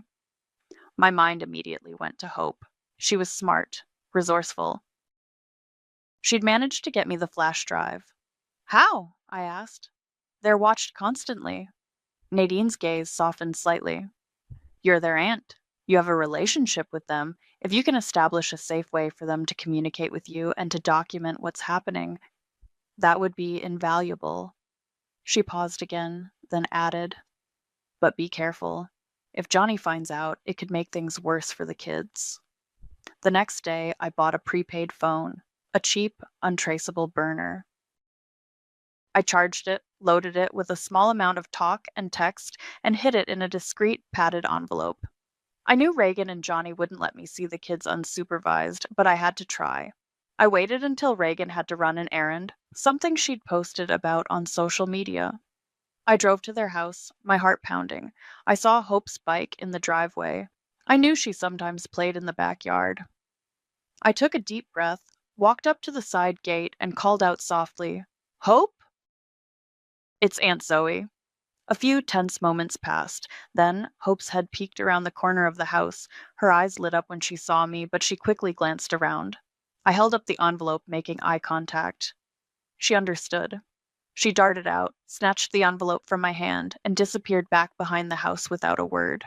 It was a risky move, but it was the only way. Weeks crawled by. The court date loomed. CPS continued their visits, and I continued to feel a gnawing anxiety. Had Hope understood? Was she safe? Then, one rainy Tuesday evening, my prepaid phone buzzed. It was a video message. My heart leaped into my throat. I opened it, my hands clammy. The video was shaky, taken from a low angle, clearly hidden. It showed Johnny, his back to the camera, yelling at Zachary, who was huddled on the floor. Johnny's hand shot out, and I saw it clearly, a sharp, open-handed slap across Zachary's face. The sound was sickeningly clear. Zachary yelped, a small, pained sound. Then the camera panned slightly, revealing Reagan. She was standing a few feet away, watching. Her face was blank, frozen. She didn't move, didn't intervene, just watched. A small, almost inaudible whisper came from the phone's speaker. It was Hope. "He told me to delete it. He said if I told anyone, he'd hurt Zachary again. I sent it to you first." Hope's new video was the gut punch I needed. It was irrefutable. I immediately sent it to Keith, along with a frantic text. "This is it. This is what we needed." He called me back within minutes, his voice grim. Zoe, this changes everything. This is direct physical abuse, and Reagan's inaction is enabling. We'll submit this to the court immediately. It strengthens our case immensely. The legal action moved forward with a new urgency. The CPS caseworker, Nadine, was also informed, and I could tell from her tone that this video had shifted her perspective. The court date for the emergency custody petition was finally here. I walked into the courthouse with Keith by my side, my stomach a knot of nerves. The air was thick with tension. Reagan and Johnny were already there, sitting on a bench, looking like a picture of aggrieved innocence. Reagan was wearing a pale blue dress, her hair neatly styled, looking fragile. Johnny, in a suit, had his arm around her, a picture of supportive strength. They looked like they were attending a funeral, not defending themselves against child abuse allegations. When they saw me, Reagan's face hardened. Johnny gave me a slow, chilling smile that didn't reach his eyes. The hearing began. The judge, a stern-faced woman in her late 50s, listened impassively as Keith presented our case, detailing the history, the anonymous tip, the initial flash drive, and finally, Hope's most recent video. He played the clip of Johnny slapping Zachary, and the sound of the slap echoed through the quiet courtroom. Reagan flinched, but Johnny just scoffed, shaking his head slightly. Then it was Reagan's lawyer's turn. She was a sharp, aggressive woman who immediately went on the offensive. She painted me as a bitter, childless woman, obsessed with her sister's family, trying to steal her children out of jealousy. Ms. Warren has a history of animosity towards her sister's husband, Mr. Sutton, the lawyer stated, her voice dripping with insinuation. She has never approved of their marriage, and this is clearly an attempt to disrupt a happy family out of resentment and envy. Reagan then took the stand. She cried on cue, talking about how much she loved her children, how devoted she was, how heartbroken she was by these false and malicious accusations from her own sister. My sister Zoe has always been unstable, Reagan sniffled, dabbing her eyes with a tissue. She's single. She's never had children of her own, and I think she just can't stand to see me happy. She's always tried to control my life. Then came Johnny. He was smooth, charismatic, playing the victim perfectly. He presented receipts, not for the Bali trip, but for family counseling sessions, for new toys for the kids, for a recent family vacation. He even had a printout of my initial Venmo transfer of $4,800. Which he claimed was a loan I'd given Reagan for personal expenses, not for escape. He spun a narrative where I was the unstable one, the one with a history of delusions about their relationship. He even subtly implied that I might have mental health issues, making me sound unhinged.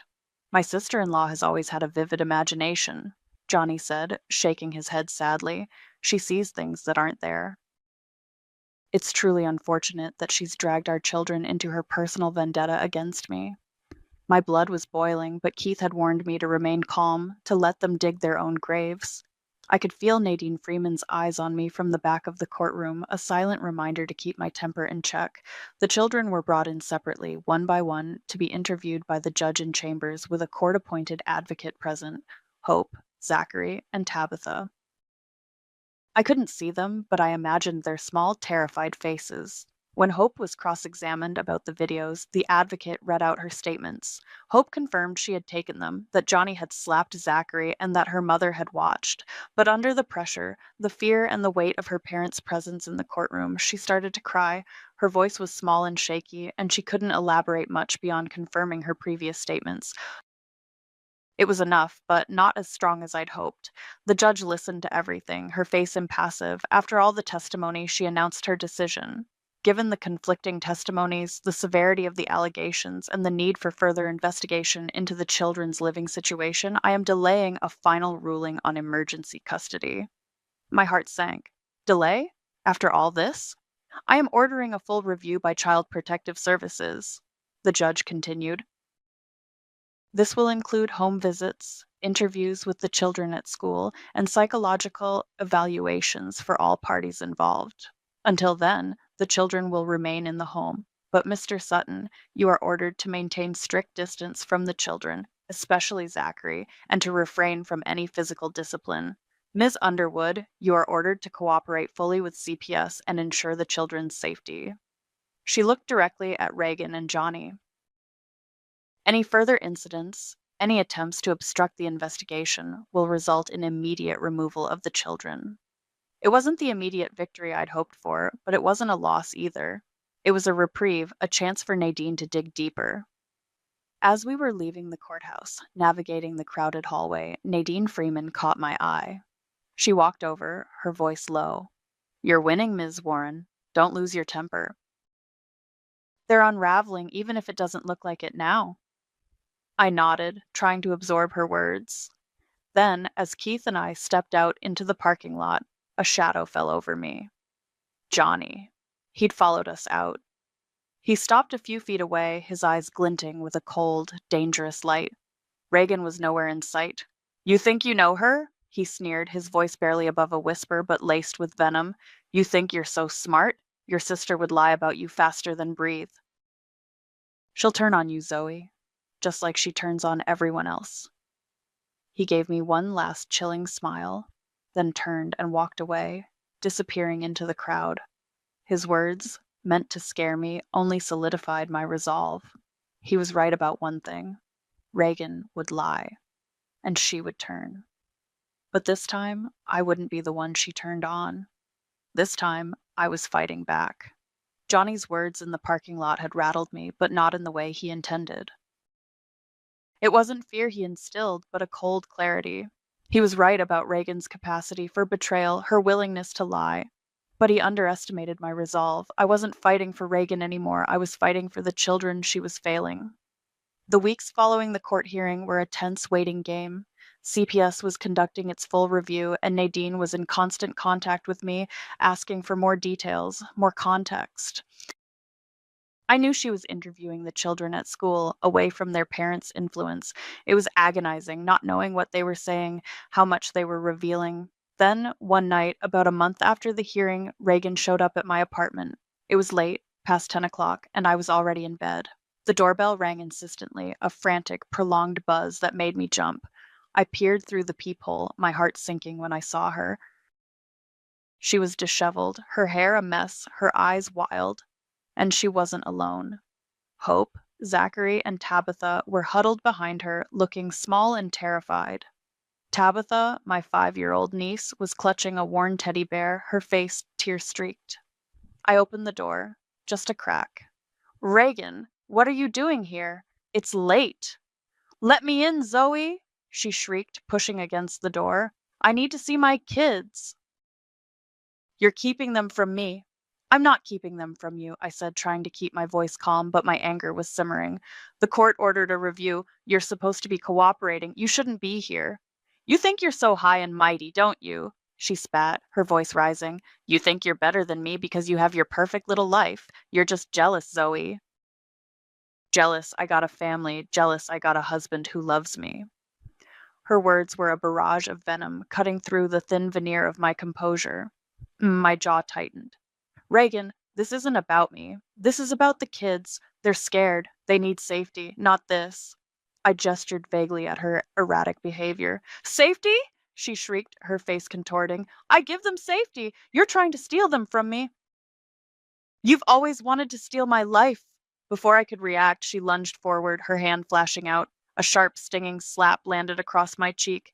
It wasn't hard enough to really hurt, but the shock of it, the sheer audacity, left me stunned. "You're just jealous I got a family," she wailed again, her voice cracking, tears streaming down her face, a grotesque parody of a grieving mother. But it was Tabitha's cry that truly fractured something inside me. My youngest niece, my sweet, innocent Tabitha, who usually had a smile for everyone, was openly sobbing in my doorway, clinging to Zachary, her little body shaking. Her eyes, wide and terrified, were fixed on her mother, not me. In that moment, staring at Tabitha's tear-streaked face, seeing the raw fear in her eyes, I realized the truth. Reagan wasn't just wounded, not just a victim of her past, or Johnny's abuse. She was cruel. She was actively harming her children, using them as pawns, exposing them to her own instability and Johnny's violence.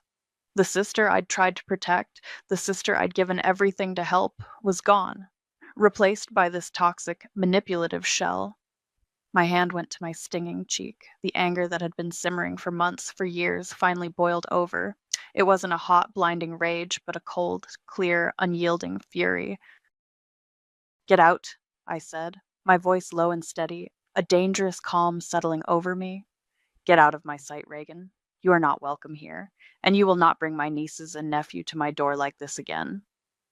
She recoiled, momentarily stunned by my tone. Johnny must have been nearby, because I heard his voice call out, "Reagan, what's taking so long?" She hesitated, then turned and stumbled away, dragging the children with her. Tabitha's sobs faded as they disappeared down the hall. The next morning, I called Keith. "I need to file a motion," I told him, my voice flat, "a motion to restrict Reagan's contact with the children, supervised visitation only, and I want a restraining order against her for myself." Keith didn't argue. He understood. This wasn't just about the kids anymore, it was about protecting myself from Reagan's escalating instability. A few days later, my prepaid phone buzzed again. It was Hope. This time, it wasn't a video for me. "Aunt Zoe," her whispered voice came through the line. "I gave Nadine a new video. She said it was good. She said it would help." My heart leaped. "What was it, sweetie?" "It was Johnny," Hope whispered, her voice barely audible. "He was yelling at Mom. He said it was the little one's fault she was crying. And Mom said yes. She said it was Zachary and Tabitha's fault. She was clinging to Johnny. She agreed with him." The phone went silent. Reagan agreeing with Johnny that her own children were to blame for her pain. That was the final, sickening piece of the puzzle. Hope, sharp and protective, had seen it, documented it, and given it directly to the one person who could truly use it. Nadine? This was the breaking point. The day of the full court hearing arrived, heavy with anticipation. I walked in with Keith, my heart hammering against my ribs. This was it. The culmination of months of fear, anger, and a desperate fight for children who deserved so much more. Reagan and Johnny were already there, sitting at their table. They were both dressed in pristine white, a deliberate choice, no doubt, to project an image of purity and innocence. Reagan looked serene, almost ethereal, her face composed. Johnny, beside her, had a confident, almost smug smirk playing on his lips. They looked like they were ready to perform, to charm the judge and the entire courtroom. The courtroom was quiet, almost eerily so. Nadine Freeman was there, sitting a few rows back, her gaze steady and reassuring when she met my eyes. The hearing began. Keith presented our case, methodically laying out the timeline of abuse, the anonymous tip, the initial flash drive. He then introduced Hope's videos, the ones she'd sent to me, and crucially, the final one she'd given directly to Nadine. The judge nodded, and a court clerk began to play the videos on a large screen visible to everyone in the room. The first clip, Johnny grabbing Zachary by the collar, filled the screen. The sound of Zachary's cries, raw and terrified, echoed through the silent courtroom. Johnny scoffed, a loud, dismissive sound. "Kids lie," he muttered, loud enough for everyone to hear. "They exaggerate." "He was just being dramatic." Reagan nodded beside him, her face still composed, though a flicker of unease crossed her features. Then came the video of Johnny slapping Zachary's face, the sharp crack of the slap, Zachary's yelp of pain, and then the camera panning to Reagan, frozen, watching. The courtroom turned icy. You could feel the collective gasp, the shift in the air. Reagan's composure began to crack. She turned pale, her eyes darting around the room. But the final video, the one Hope had given to Nadine, was the most damning. It was short, grainy, but the audio was crystal clear. Johnny's voice accusing the children. "It's the little one's fault she was crying." And then Reagan's soft, almost submissive voice agreeing. "Yes, it's their fault. They make me cry." The image of Reagan clinging to Johnny, her face twisted in a pathetic attempt to appease him, was sickening. Johnny's scoff died on his lips. He shifted uncomfortably in his seat. Reagan's face was now ashen, her carefully constructed facade crumbling. She looked like she might vomit. The silence in the courtroom was absolute, broken only by the faint recorded sound of Zachary's whimpers on the tape. The judge, who had remained impassive throughout, now looked directly at Reagan and Johnny. Her gaze was piercing, unwavering. She didn't need to say a word. Her expression spoke volumes. Reagan's lawyer tried to object, to argue that the videos were taken out of context, that they were manipulated, that the children were coached. But it was too late. The raw emotion, the undeniable truth in those shaky clips, had already done its work. The judge cleared her throat. "I have reviewed all the evidence presented," she began, her voice firm and clear. "I have considered the testimonies, the reports from Child Protective Services, and most importantly, the visual and auditory evidence provided by the children themselves." She looked at Reagan, then at Johnny. "Mr. Sutton, your actions, as documented in these videos, constitute a pattern of physical and emotional abuse towards these children. Your attempts to dismiss this as discipline or exaggeration are frankly appalling." Then she turned her gaze to Reagan. "Ms. Underwood, your failure to protect your children, your active participation in their emotional gaslighting, and your willingness to blame them for your own distress is a profound dereliction of your parental duty." Reagan was openly weeping now, not the quiet, controlled tears from the previous hearing, but loud, ragged sobs. Johnny sat stiffly beside her, his face a mask of disbelief and anger. "Therefore," the judge continued, her voice rising with authority, "effective immediately, I am granting full guardianship of Hope Sutton, Zachary Sutton, and Tabitha Sutton to Ms. Zoe Warren by emergency statute. This guardianship is temporary, pending a full review of Ms. Underwood's ability to provide a safe and stable environment for her children, which will require extensive therapy and demonstrable change. A certoire, Mr.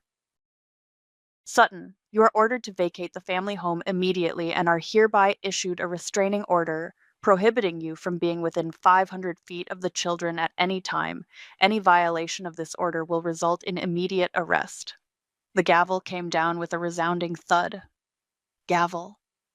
The sound echoed through the courtroom, final and absolute. A wave of relief, so profound it almost buckled my knees, washed over me. It was done. They were safe. Hope, who had been sitting quietly with her advocate, suddenly stood up. Her eyes, usually so guarded, were bright with unshed tears, but also with a glimmer of something I hadn't seen in a long time. Joy. She looked at me, then ran. Not to her mother, not to Johnny. She ran straight into my arms. I knelt down, wrapping my arms around her, holding her tight. She buried her face in my shoulder, her small body trembling. From the corner of my eye, I saw Reagan. She had risen from her seat, her hand outstretched, a desperate, pathetic plea on her face. "Hope, my baby." But Hope didn't move. She stayed pressed against me, her grip tight. She didn't even glance at her mother. She stepped back, just an inch, still clinging to me, but clearly putting distance between herself and Reagan. The message was clear, and it was devastating. The judge's gavel had barely stopped echoing when Keith put a hand on my shoulder. "It's over, Zoe." For now. I just nodded, my eyes still fixed on Hope, who was clinging to me, her small body shaking with silent sobs. Reagan stood frozen, her hand still outstretched, a picture of pathetic desperation. Johnny was already being escorted out by a bailiff, his face a thundercloud. The next hour was a blur of paperwork, signing documents that officially made me the temporary guardian of Hope, Zachary, and Tabitha. My hands trembled as I scrawled my signature, each stroke feeling monumental.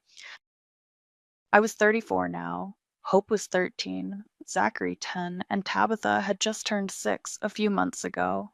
In a single afternoon, my quiet, solitary life had been irrevocably altered. I was a mother of 3.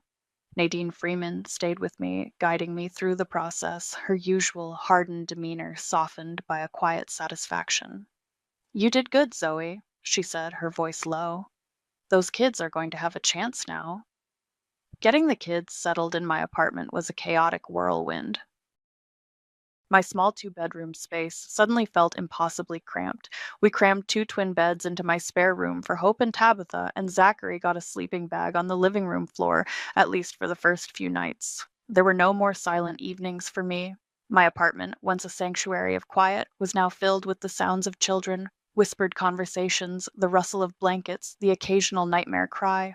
Bedtime stories became my new ritual. I'd never read a children's book in my life, but I learned quickly.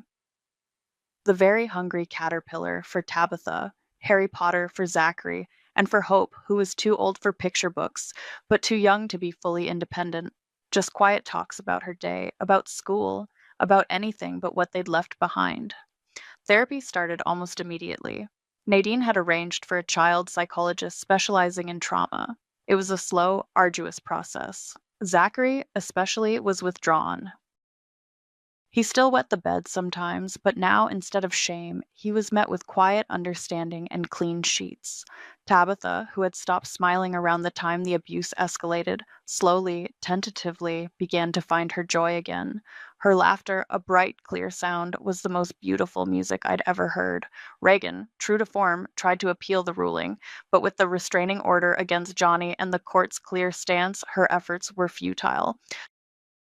The judge upheld the guardianship, reiterating that Reagan would only be granted supervised visitation and only after demonstrating significant personal progress and stability. She was ordered to attend therapy to prove she could provide a safe environment. I knew it would be a long, long road for her if she ever even started it. Johnny, the charming abuser, vanished from social platforms. His carefully curated image of the loving husband and father evaporated the moment he lost control. The last I heard, he'd moved out of state, likely to find new victims to manipulate. Karma, I hoped, would find him eventually. One quiet, rainy afternoon, a few months after they moved in, Hope found me in the kitchen. Zachary and Tabitha were engrossed in a board game in the living room. She leaned against the counter, watching me make dinner. "Aunt Zoe?" she said softly, her voice still carrying a hint of the vulnerability I'd first heard on the phone. "Yeah, sweetie?" I turned, wiping my hands on a towel. She looked at me, her eyes clear and steady. "I knew you'd come." My throat tightened. I couldn't speak. I just reached out, pulling her into a hug. She hugged me back, a firm, confident embrace. This wasn't the terrified 12-year-old whispering from a closet anymore. This was a resilient, brave 13-year-old finally finding her footing. Life was different now. My emergency fund was long gone, spent on beds and clothes and school supplies. My apartment was never truly quiet, but the silence I'd once cherished felt empty compared to the vibrant, sometimes messy reality of having them here. A few weeks later, my phone buzzed with a notification, a Venmo alert. I opened it, curious. It was from Reagan, a payment of $50. The note underneath read, "For the kids, not you." I stared at the screen for a long moment. $50. Out of the $4,800 she'd used to fund her Bali retreat with her abuser. $50. Sent with a bitter, passive-aggressive note. It was so utterly, perfectly Reagan. A short, sharp laugh escaped me. It wasn't a bitter laugh, not entirely. It was a laugh of pure, unadulterated triumph. She was still trying to get under my skin, still trying to control the narrative, even with a paltry $50. But it didn't work anymore. Her power over me, over the kids, was gone. I deleted the Venmo app from my phone. I didn't need her money, and I didn't need her drama. I had my family now, and they were finally safe.